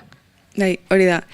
Badia txiletarbak, dagoneko Albaolan daude, ze ikusiko zenuten, baina programazioan barruan dago behaiek erekitako ontzian botadura, edo beraiek erekitzen duten ontzia ureta botatzea, eta kontua da, etorri dela aurretikan 2 ontzigile, kasu honetan Hugo Almonazit eta, bueno, Hugo padre, Hugo hijo, izan berdina dakate, behiko aurkezten dira aita semeak, eta badijoaz aste batzuk ja Albaola ontzia hau eraikitzen. Esan berra dago, inguru hauetan sekulako lan egin dela nolabait bertan zeon ontzi tradizional hauen berreskurapena egiteko eta aitortza bat da, ez, behaiekin duten lan horren inguruan. Azken finen, alako kontuak pasioz eta lan askoz bakarrikan aldia lortu, eta, bueno, ero batzuk tartian dialako. Eta kasu honetan, Txilen badia pasioa hondiakaten pertsona hauek, eta zorionez ontziola hontan aidia berreskuratzen bertan tradizionalak ziren egurrezko ontzi hauek. Esan bezala, gonbidatu bereziak dira, eta kasu honetan, bueno, kartelan izen garrantzitsua txiletara hauek dira, baina baita manai izan diogu, bueno, alako pintzelada txiki bat, aurre festival txiki bat eginez Orion. Txileta hauek Hugo padre eta Hugo hijok badaramate hilabetetxo ja Albaolan lanean, horrez gain eta botaduraz gain hitzaldiak ere antolatu dituzu haiekin, ezta? Hori da. Hain da interesgarria, baiak egiten nahi dian lan hori, hitzaldi ezberdinak antolatu ditugula, bueno, leku ezberdinetan, eta hori izango litzateke pixkat prefestivala. Behai aukera hori ematea, ez bakarrikan ontzia egin eta ontzia hori erakusteko festivalen, baizik eta behaiekin duten proiektu hori aurkezteko benetan.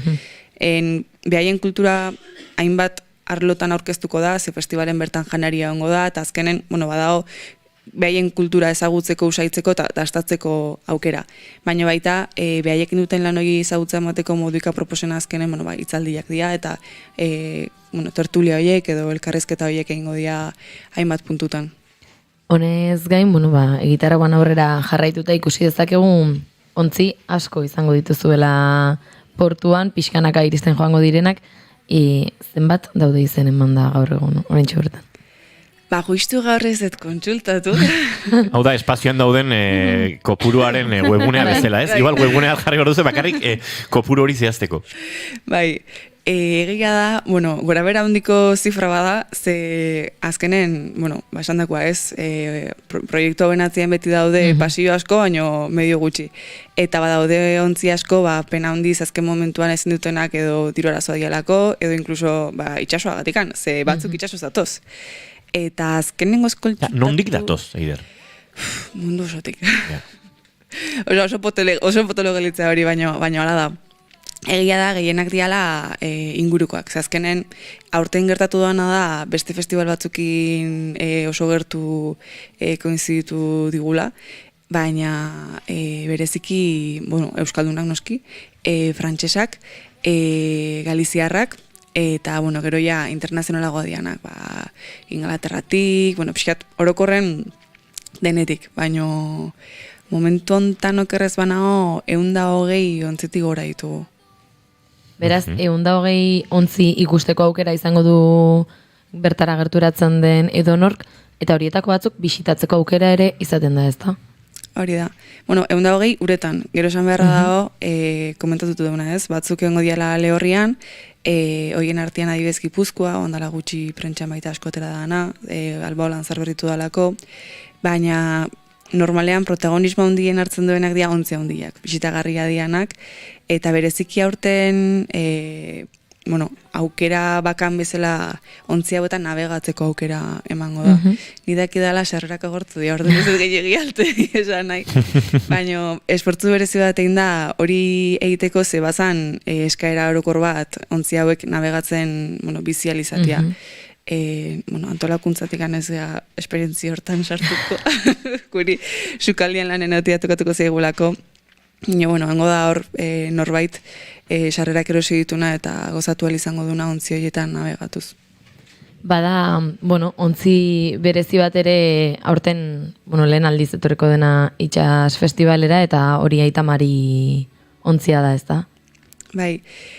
Behin da berriz, azpimarratzea aztutzen zaigun zerbait da festival honek duen kutsu solidario hori, eta batetikan, Zaporeakenkin lan egiten deula esan beharra dago baita, eta bestaretikan Aitamari, ez? Aitamari izango da gaina festivalari irekiera egingo dion ontzi hori, Pasaiko badiatikan sartuko dan lehenengo ontzia, eta begin atzetikan sartuko gehiago. Eta, bueno, behaiekin dako lan horren aitortza bat baita oso garrantzitsua iruditzen zaigu. Pixkanaka egitarauan horri aldeetan aurrera eginda ikusi dezakegu, bueno, kontzertuak, dantza emanaldiak ere izango direla, ez? Zer ikusteko aukera izango du ontziez gain bertara gerturatzen denak? Denetik, batetikan niretzat, bereziki unkitzen hauelako Pasaiko batelerak eta behaien dantza eta behaien kolore horiek, baina bestalde, hori, kontzertuak, badaude aurrentzako jarduera ezberdinak, tailerrak, hitzaldiak, musika, janaria, festa bat, baina dimentsio guztitan.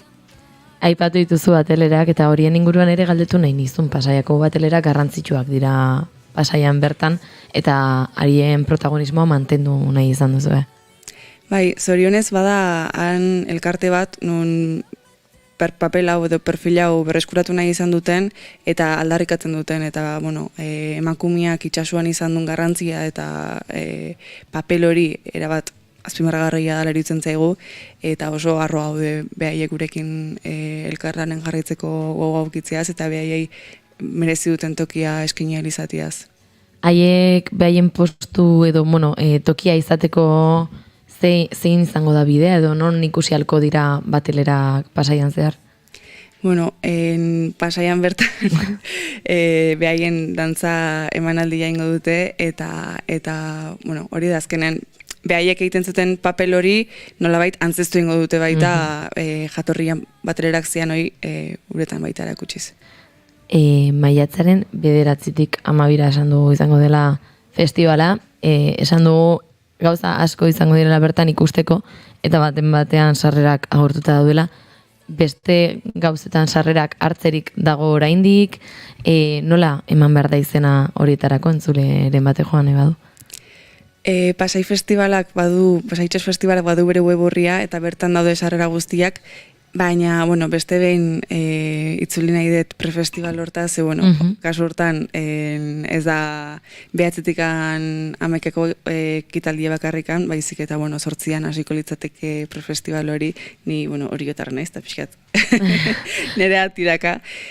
Orion egingo duen hitzaldi hori izango da pixkat irekiera modun edo, eta ondoren duela 2 urte azken edizioan egin zan moduan Getarian, egingo duguna da Oriotikan Pasaiko navegazio irekiera ekitaldi moduan. Nun bereziki momentuz euskal ontzi tradizionalak izango ditugun, baina irekia deialdia hor agian Galiziarren bat, edo itxasoz gerturatuko dian ontzi ezberdinak baita topatuko ditugun, eta Albaolatikan Patatxa, ontzi nagusiena eta gehien bat mugitzen deguna, batea eta bestea, eta hoixe, politxe izango da asteburuan bertaratu ezin dena, igual asten zehar Orion ontzi hori agurra egitea 9an 12an, eta irtera ekitaldi hori egingo dugu, Oriotikan Pasaieruntz. Beraz, Pasaiara sartuko zarete denak ontziz, bada ezpada ere, Pasaiak baditu 4 pasaia izatez, toki guztietan izango da ikusteko zerbait, gehiago izango da San Juan eta San Pedro aldean, nola kokatu duzu? Hori da betiko erronka, ze Pasaia oso ondia da, eta ura ez da oleku guztietan. Orduan, nola antolatzen duzu itxas festival bat, Pasaia guztia barrenatzen duna. Saiatzen gea kultur emanaldi ezberdinak eta ekitaldi ezberdinak antolatzen inguru guztietan, baina, beti bere mugata zailtasunekin azkenen esaten duna itxas festival bada ontzia ditugu, ontziak ura behar dute. Lehorrian egongo dira ontzi batzuk, baina beste behin uretatik angertu, eta saltxa orokorren badia guztian egongo da. Eta ontziak noski, bai bisitagarriak dianak eta bai navegatuko dutenak uretan. Baina kulturekitalia oso zabala da, eta orokorrian Pasaia guztia barneratu nahi izan dugu programazioan. Eider, eskerrik asko guztia ona ekartzeagatik, entzulei ea sarreren bat harrapatzen duten hortik, eta zuei, hori, eskerrik asko horrelako ondarea lantzen jarraitzeagatik, eta ondo joan dadila urtengo edizioa ere. Eskerrik asko zuei. Izateko preste gora edut, ala beharrez, ez gara inon, topatuko aurrez,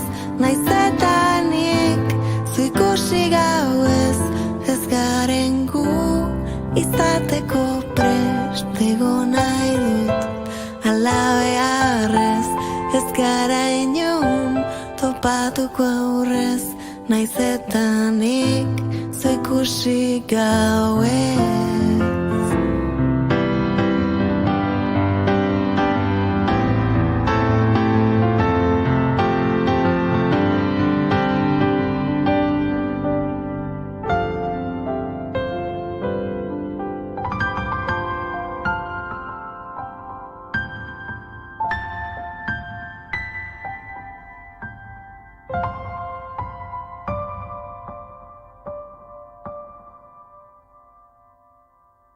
Albumeko argazki hura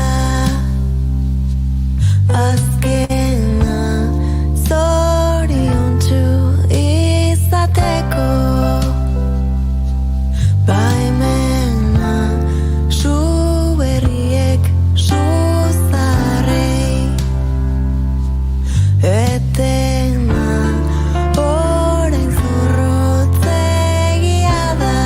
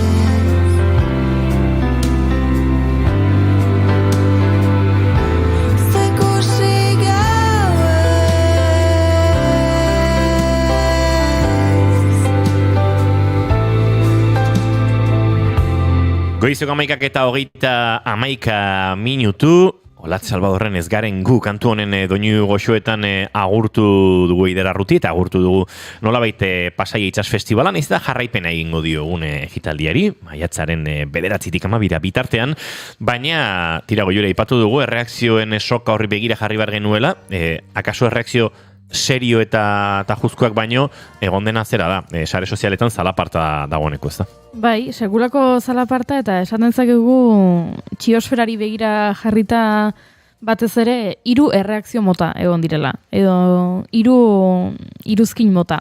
Lehenengoa, erregari buruzkoak. Jende askok jarri ditu txioak, esanez, erregea, Felipe Seigarren erregea, aserre dagoela, ze Pedro Sánchezek goizeko 10 ditan esnarazi du, bere bizitzan lehenengo aldiz, 11 prentxaurrekoa entzuteko, bueno, izan bezala, dimititu izan balu, hemen erregeak ere badu bere boterea eta bere zer esana kontu honetan, beraz, erregea adi zegoen, naiz eta ordurako, uste dut Pedrok aipatu duela, esan diola aurretik hitz egin zuela berarekin, baina horixe, txio asko esanez, erregea oetik atera du eta zer eta honetarako, erregea aserre dago, lehenengo aldiz bere bizitan goiz esnatu behar izan duelako, erregea 10 pijaman zegoen eta orain berriro pijaman jarraitzen dut eta berriro ohera sartu da. Horrelako ugari. Bigarrenak, Rubialesi buruzkoak. Rubialesek ere saltxadu konetan. Dakizuen bezala, pasaden udaran, Luis Rubialesek, Espainiako Futbol Federazioko presidentea zenak, berak ere eman zuen prentxaurreko oso garrantzitsu bat, ze Jenni Hermosori, futbol jokalariari, muxu bat eman zion, eta Jennik ez zuen muxu hori nahi, eta beraz, jakin minu eta ikus minu gari sortu zuen, Rubialesen prentxaurreko ark, ze Rubialesek aipatu behar zuen, prentxaurreko hartan, gaur Pedrok egin duen bezala, ea, uzten zuen bere kargua Espainiako Futbol Federazioko presidente bezala, ala ez. Eta atera zen, eta esan zuen, etzela joango. Esan zuen, no dimito. Oiu batean eta gorila baten moduan. Mekedo gorila baten moduan, hori da. Beraz, gaur, jende asko ari da, Rubialesen argazkia Pedro Sánchezen argazkiaren ondoan jartzen, edo Rubialesen esaldia hartu eta Pedroren bideoren gainean jarri, horrelako ugari. Ulertzen dut zergatik egiten duen jendeak bigarren buelta bat eskatuko nioke jendeari. Ez da gauza bera, gertatu duena hemen. Pedro Sánchezek zergatik ez duen dimititzen, edo zergatik zalantza egon den, eta Rubialesek zergatik. Iruditzen zait, bai, ikusten dut, zergatik egiten ari zareten txiste horiek. Pixka bat banalizatzen duela Rubialesen, ez da? Iruditzen zait, pixka bat Jenny Hermosori gertatutakoari pixuak entzen ari zaretela, beraz hori ere kontuan eduki, memeak egiten dituzunean eta txisteak egiten dituzuenean, beraz hori.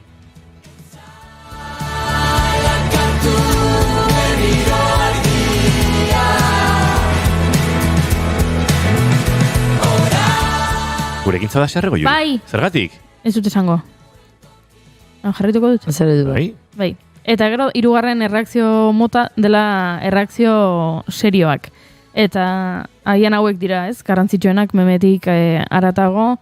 Ikusi ditugu txio asko eta ados egon gaitezke ondo dagoela, Pedro Sánchez esan duena, baina nun daude legeak eta nun daude neurriak, ez? Gaurtzela eguna, esateko jarraitzen dut inoiz baino indartsuago, baino zertan oinarrituko da inoiz baino indartsuago hori.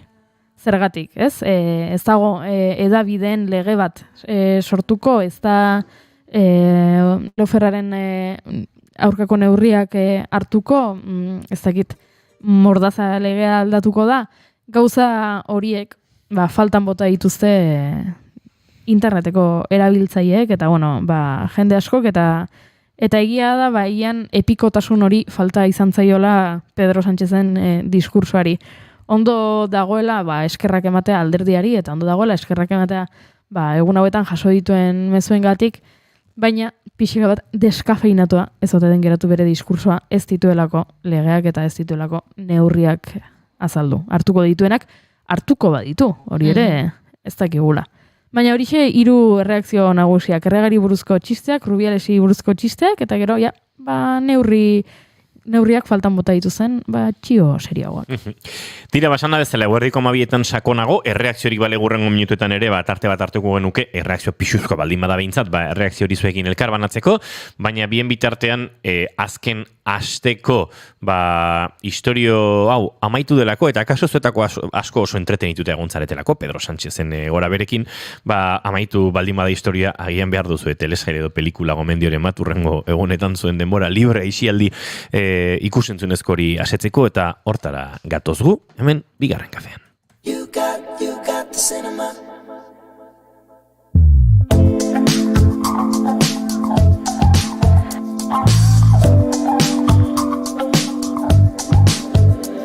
It's you,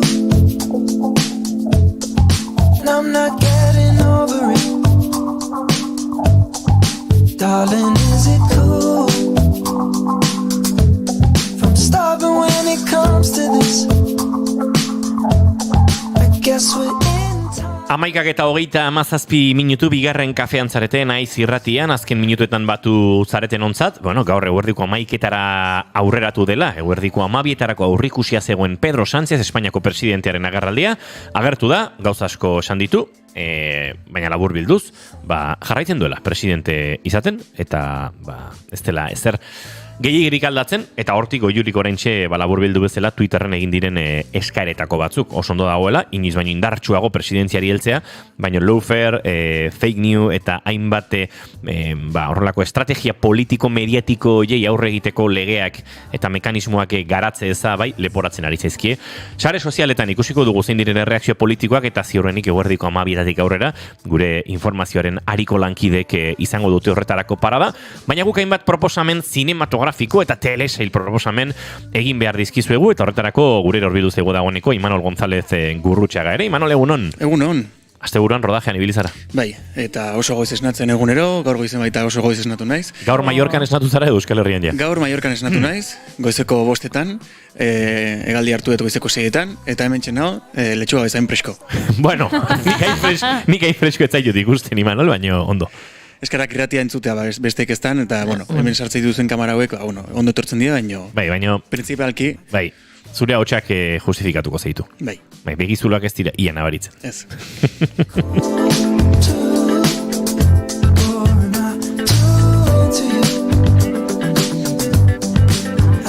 Tira, gaur ni hasiko naiz proposamenekin, eta bixi-bixian kenduko du nerea, ze badakit gero zuek luzatu egiten zaretela, eta hor egoten zaretela, gauzei mamia ateratzen, eta ondo egiten duzue.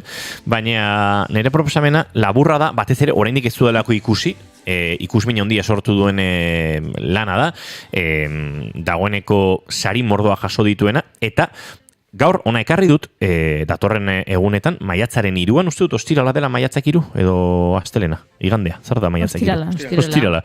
Ostiralean iritsiko delako filminera, nolabait esateagatik, badu euskal arrastorik, bere zuzendaria, euskal jatorrikoa delako, baina, filme txiletarra da. Gaur Txileren inguruan hitz egin behar nuen, Humberston herriaren inguruan, beste baterak utziko dugu, nire proposamena zinta txiletar bada, eta gaur ere itxas festivalaren inguruan txiletar Hugo Papata, Hugo Hijo edo ez da nola ibili ditugun. Hugo Padre eta Hugo Hijo. Oso txiletar gaurko saioa.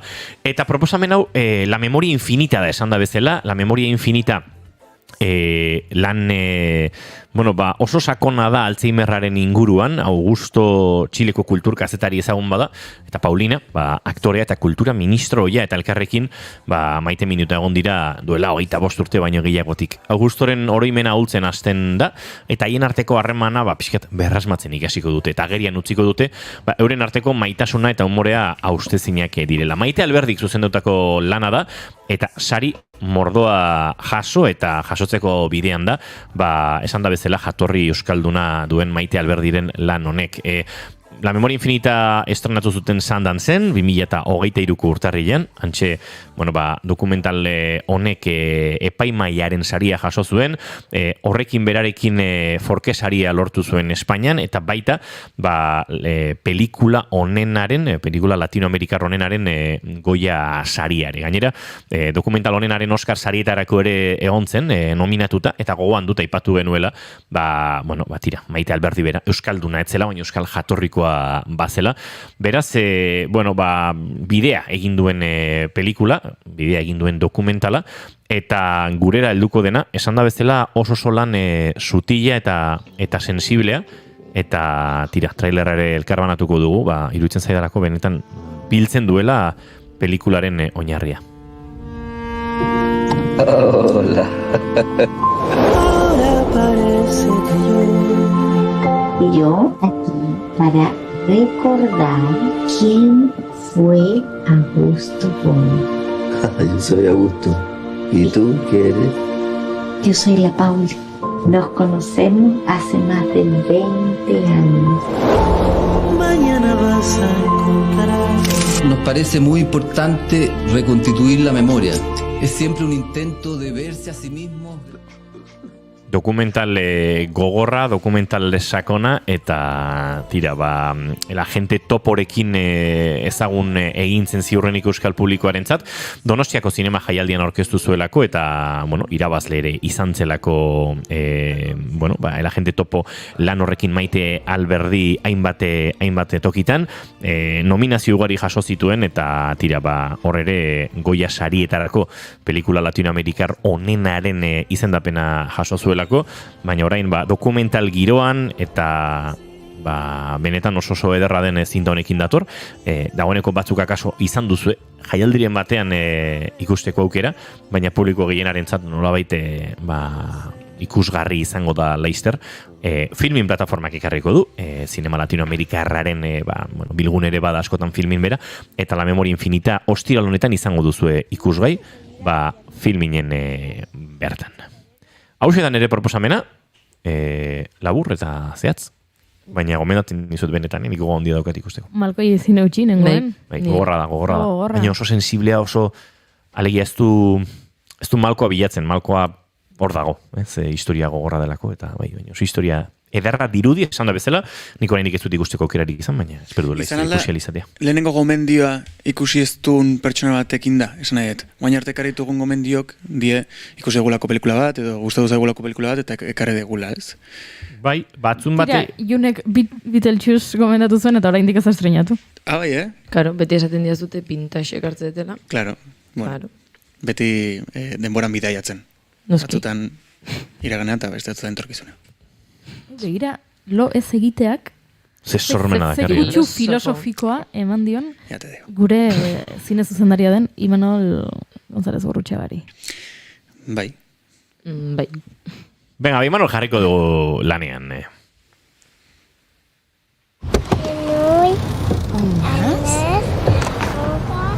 Acá.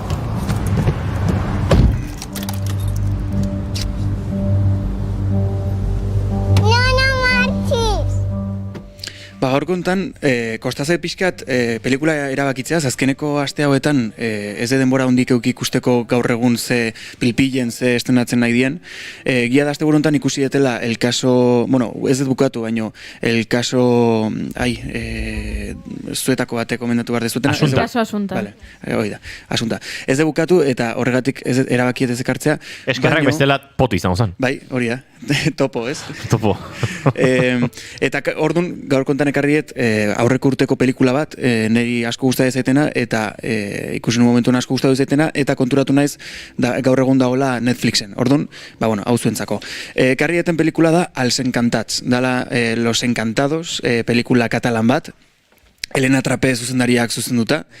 Eta da bere bigarrengo pelikula, eta hemen azaltzen da protagonista bezala Laia Costa, eta aipamen berezi bat itxekotan ingo nuke baita papel sekundario baten papera egiten duen neska bat, aktore bat, dala Ainara Elejalde. Abizenagatik igual ezaguna ingo zaizue, da Karra Elejalden alaba. Orduan, bueno, historia honek kontatzen du protagonista bat, pelikula honek kontatzen du protagonista baten historia, nun banantzen dan bere gizonan gandik, eta bere alaba gabe gelditu behar dan lehenengo aste betez.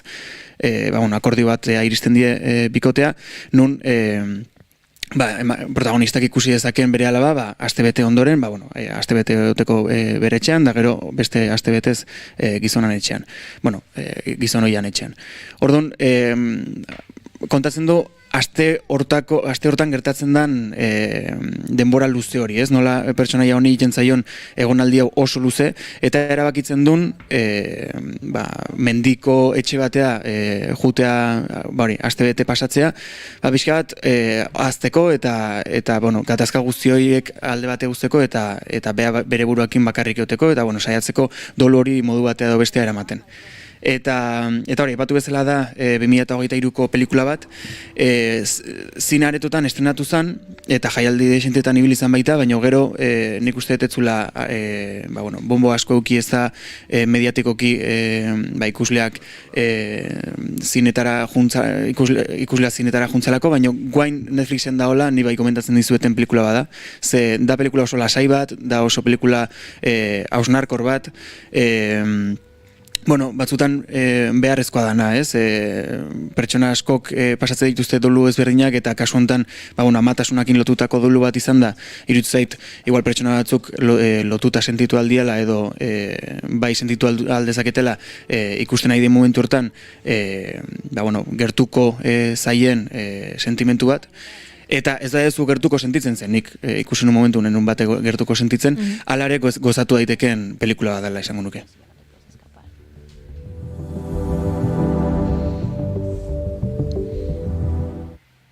Zeleku politiak. Oso fotografia dauka. Pelikulan izena dator, apuntatuet, Monestero Baiaratik. Da Baiara baten izena, eta, egiten du pixkat joku hori lekuakin eta Los Encantados kontzeptuakin.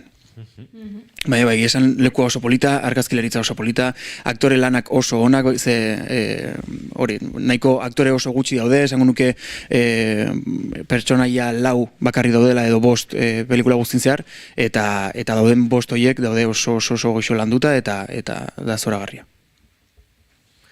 Hortxe Imanolen proposamena, Els Encantat, edo Los Encantados izeneko lan hau, eta barkatu Imanol igual esan duzuta joan zain, nuni dago ikusgai? Netflixen ikusgai. Bale, proposamen gehiago. Nik jarrituko dut Netflixekin eta el caso Asunta telesaiarekin, ondo da deritzezu. Que las cosas que no se dicen y no se cuentan no suceden, Cristina. No suceden. Hau ere potente dator, Oso indartsua da, ostiralean estrenatu zuen Netflixek El caso Asunta izeneko telesai laburra, 6 atalekoa. Telesai hau oinarritzen da Asunta Basterraportoren kasuan, agian batzuri ezagun egingo zaizue, 2013an 12 urteko Asunta izeneko neskatoaren gorpua agertu zen, eta investigazio eta ikerketa baten ondoren, ondorioztatu zen, ala epaitu zituzten behintzat, gurasoak izan zirela hiltzaileak. Asunta Fan-Jon Basterraporto zen jatorri txinatarreko neska ume bat, neska gazte bat. Galizian, nahiko ezagunak, Santiago Mitzat nahiko ezagunak ziren Rosario Porto eta Alfonso Basterrak adoptatu zutena. Uste dut zela Galiziara iritsitako lehenengo neskato txinatarra, adopzio bidez iritsitako lehenengo neskato txinatarra, eta ezaguna zen familia, aurretik ere elkarrizketak eman zituzten gaiaren inguruan, adopzioari buruzko adopzioaren aldeko aldarrikapenak egin zituzten, eta nahiko ezagunak ziren, eta antza denez, beraiek izan ziren beraien alaba hil zutenak. Eta Netflixek orain Bambu Producciones ekoiztetxearen eskutik, Bambu ezagutuko duzue, Farina telesaia Bambuk egin zuen, beraz, ezaguna da Bambu kalitatezko sorkuntzak egiten dituelako, eta orain Bambuk El caso Asunta egin du, eta nik aitortu behar dizuet, ostiralen estrenatu zen, ikusi nuen denak atal guztiak bata bestearen ondoren, ze asko gustatu zait telesaia, baina txundituta utzi nau bereziki gauza batek. Dela Kandela Peñaren interpretazioak. Rosario Porto telebistan asko agertu zen, kasu hau oso mediatikoa izan zen, eta orduan askok bagenuen emakume honen irudia eta hotxa, dena ezagutzen genuen. Beraz, oso zaila zen hori egitea, eta ikustea aktore bat Rosario egiten, eta ez esatea ez du antzik, edo gaizkiari da, ze noski ikusi dugu emakume hori telebistan hitz egiten, epaiketan hitz egiten, ikusi dugu dena. Oso paper zaila da, ze Rosario Porto zen emakume bat medikatuta bizi zena, beraz, bere hitz egiteko eran horrek eragina zuen, gainera, bera Santiagokoa izanik, azentoa ere, galizieraz, oso zaila zen hau egitea, eta Kandela Peña dago, bere aizpa bikia izango balitz bezala. Izugarri ondo egiten du, sariren bat merezi du. Bitxikeria bezala kontatuko dizuet, Kandelari entzun diodan, elkarrizketa batean entzun diodana. Kandela prestatu zen oso ondo pertsonaia hau egiteko. Berak aitortu du, oso pertsonaia zaila da, azkenean ari gara hiltzaile batetaz hitz egiten. Bere alaba hilduen pertsona batetaz, aurretik ere depresioa izan dako emakume batetaz hitz egiten, oso zaila da horrelako paper bat egitea, eta Kandela egon zen 5 hilabetez prestatzen. Eta lehenengo eguna iritsi zenean, rodajaren lehenengo eguna iritsi zenean, Kandela botaka hasi zen. Eta denbora guztian botaka. Eta Tristan Ulloak egiten du Alfonso Basterraren papera, eta dago zoragarri baita ere. Tristan Ulloa baita ere Alfonsoren anaia bikia izan ziteken, zoragarri. Tristanek esan zion, Kandela horrela ezin dugu jarraitu esan, egin behar diozu lantaldeari, gaizki zaudela. Eta Kandelak, nire lehenengo eguna da. Ezin dut etorri honea, eta nire lehenengo egunean, jazta, aktore principala, diba hau, gaixotu da, ezin dugu lana egin, eta berak esan zuen, asko kostatu zait lortzea paper hau, ze etzidaten paper hau eman nahi, hasieran eskaini zioten Guardia Zibilaren papera berari, eta berak eskatu zuen Rosarioren papera, eta esan zuen, ez dut esan nahi, baina ze gertatu zen botaka, azkenean, ezin duzula lanik egin, eta ambulantzia bati deitu behar izan zioten. Eta ambulantzia etorri zen Kandela Peñaren bila, baina Kandela zegoen Rosario Portotaz, jantzita, pelukarekin, makillatuta, karakterizazio osoarekin. eta ambulantziara sartu zenean, ambulantzian zegoen medikua konortea galdu zen. Ze Rosario Porto ikusi zuen. Eta antza denez, mediku hurak eskolan Rosariorekin ikasi zuen. Joder. Beraz, oso ondo ezagutzen zuen Rosario. Eta Rosario Porto, hau ez da spoiler bat, bezitan geratu zen, 2008an kartzelan zegoela bere buruaz beste egin zuen Rosario Portok. Beraz, pentsa, emakume horrek, bapatean, 2023an, badakizu Rosario Porto hil egin dela, badakizu azkeneko urteak kartzelan eman dituela, bere alaba hil duelako, zure ikaskidea izan den hori, bilakatu da horrelako monstro bat, ez? Edo horrelako zerbait, gainera hilda dago, eta bapatean etortzen zaizu ambulantziara. Ke pasada, Momentu horretan kandelak esan omen zuen. Azteko, sentitzen dut, baina gero, presnago. Rosario Portoren papera egiteko. Ze bere ikaskideak pentsatu badu. Bera nintzela, eta hemen agertu naizela, horrek esan nahi du, presnagoela. Eta joder, ze prest dagoen. Haze papera egiten duen, zoragarri asko gustatu zait elkarrizketa guztietan behin eta berriz kandelak esaten duela Galizian aktore zoragarriak daudela eta bera oso ondo prestatu zela papera egiteko bazekielako beste aktore galiziarrak berak baino hobeto egin zezakeela, noski bera ez da galiziarra eta azentoa eta zenbat lan egin duen, bi linguistarekin egin duela lan, zoragarria ikusezazue interesgarria delako telesaia, ondo egina dagoelako, baina batez ere interpretazio horiek ikusteko. Bai Kandela Peñarena, bai Tristan Ulloarena, eta baita gure Kandido Urangarena ere.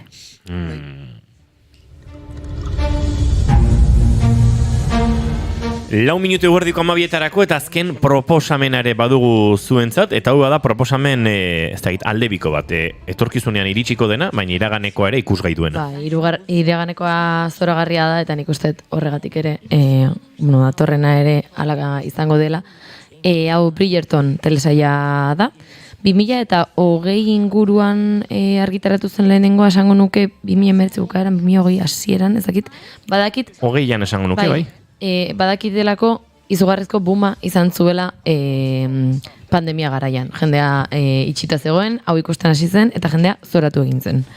Bridgerton telesaia 19. mende hasierako Ingalaterrako. Netflixen 2020ko abenduan. Abenduan. Lehenago nonbait ikusten zen, ikusiko zanez. Pandemia garaian jendeak ikusi zuen. Edo bestela pandemia eta geroko tartean izan zen. Pandemia oso luzea izan zen, Bai.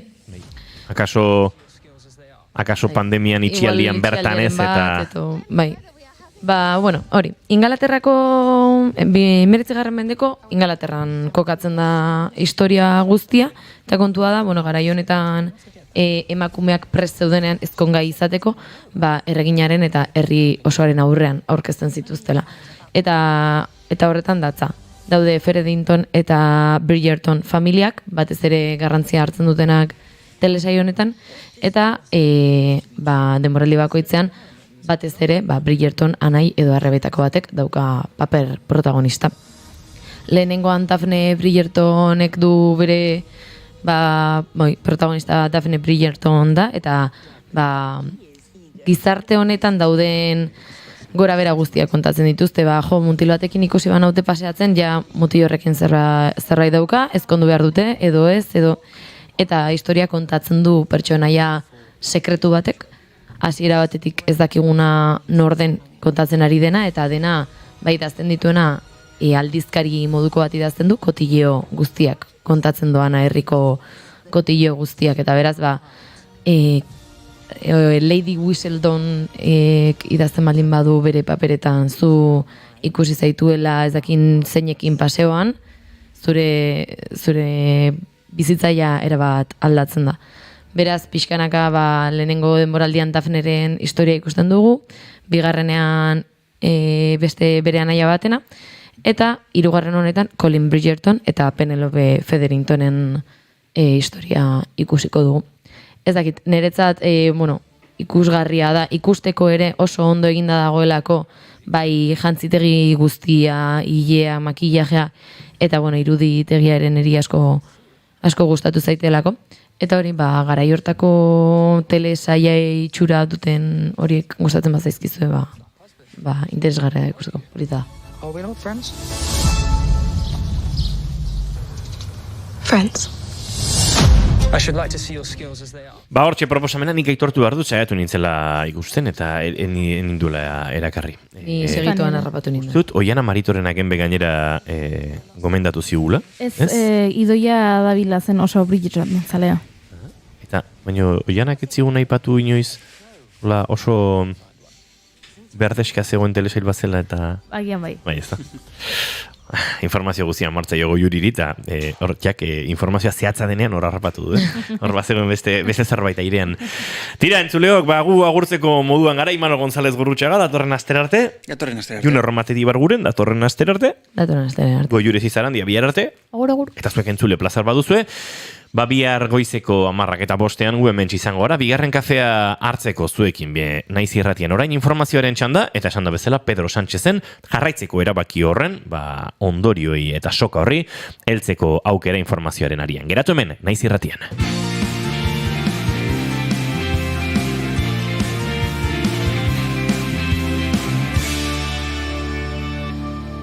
Keep calm and bigarren kafea.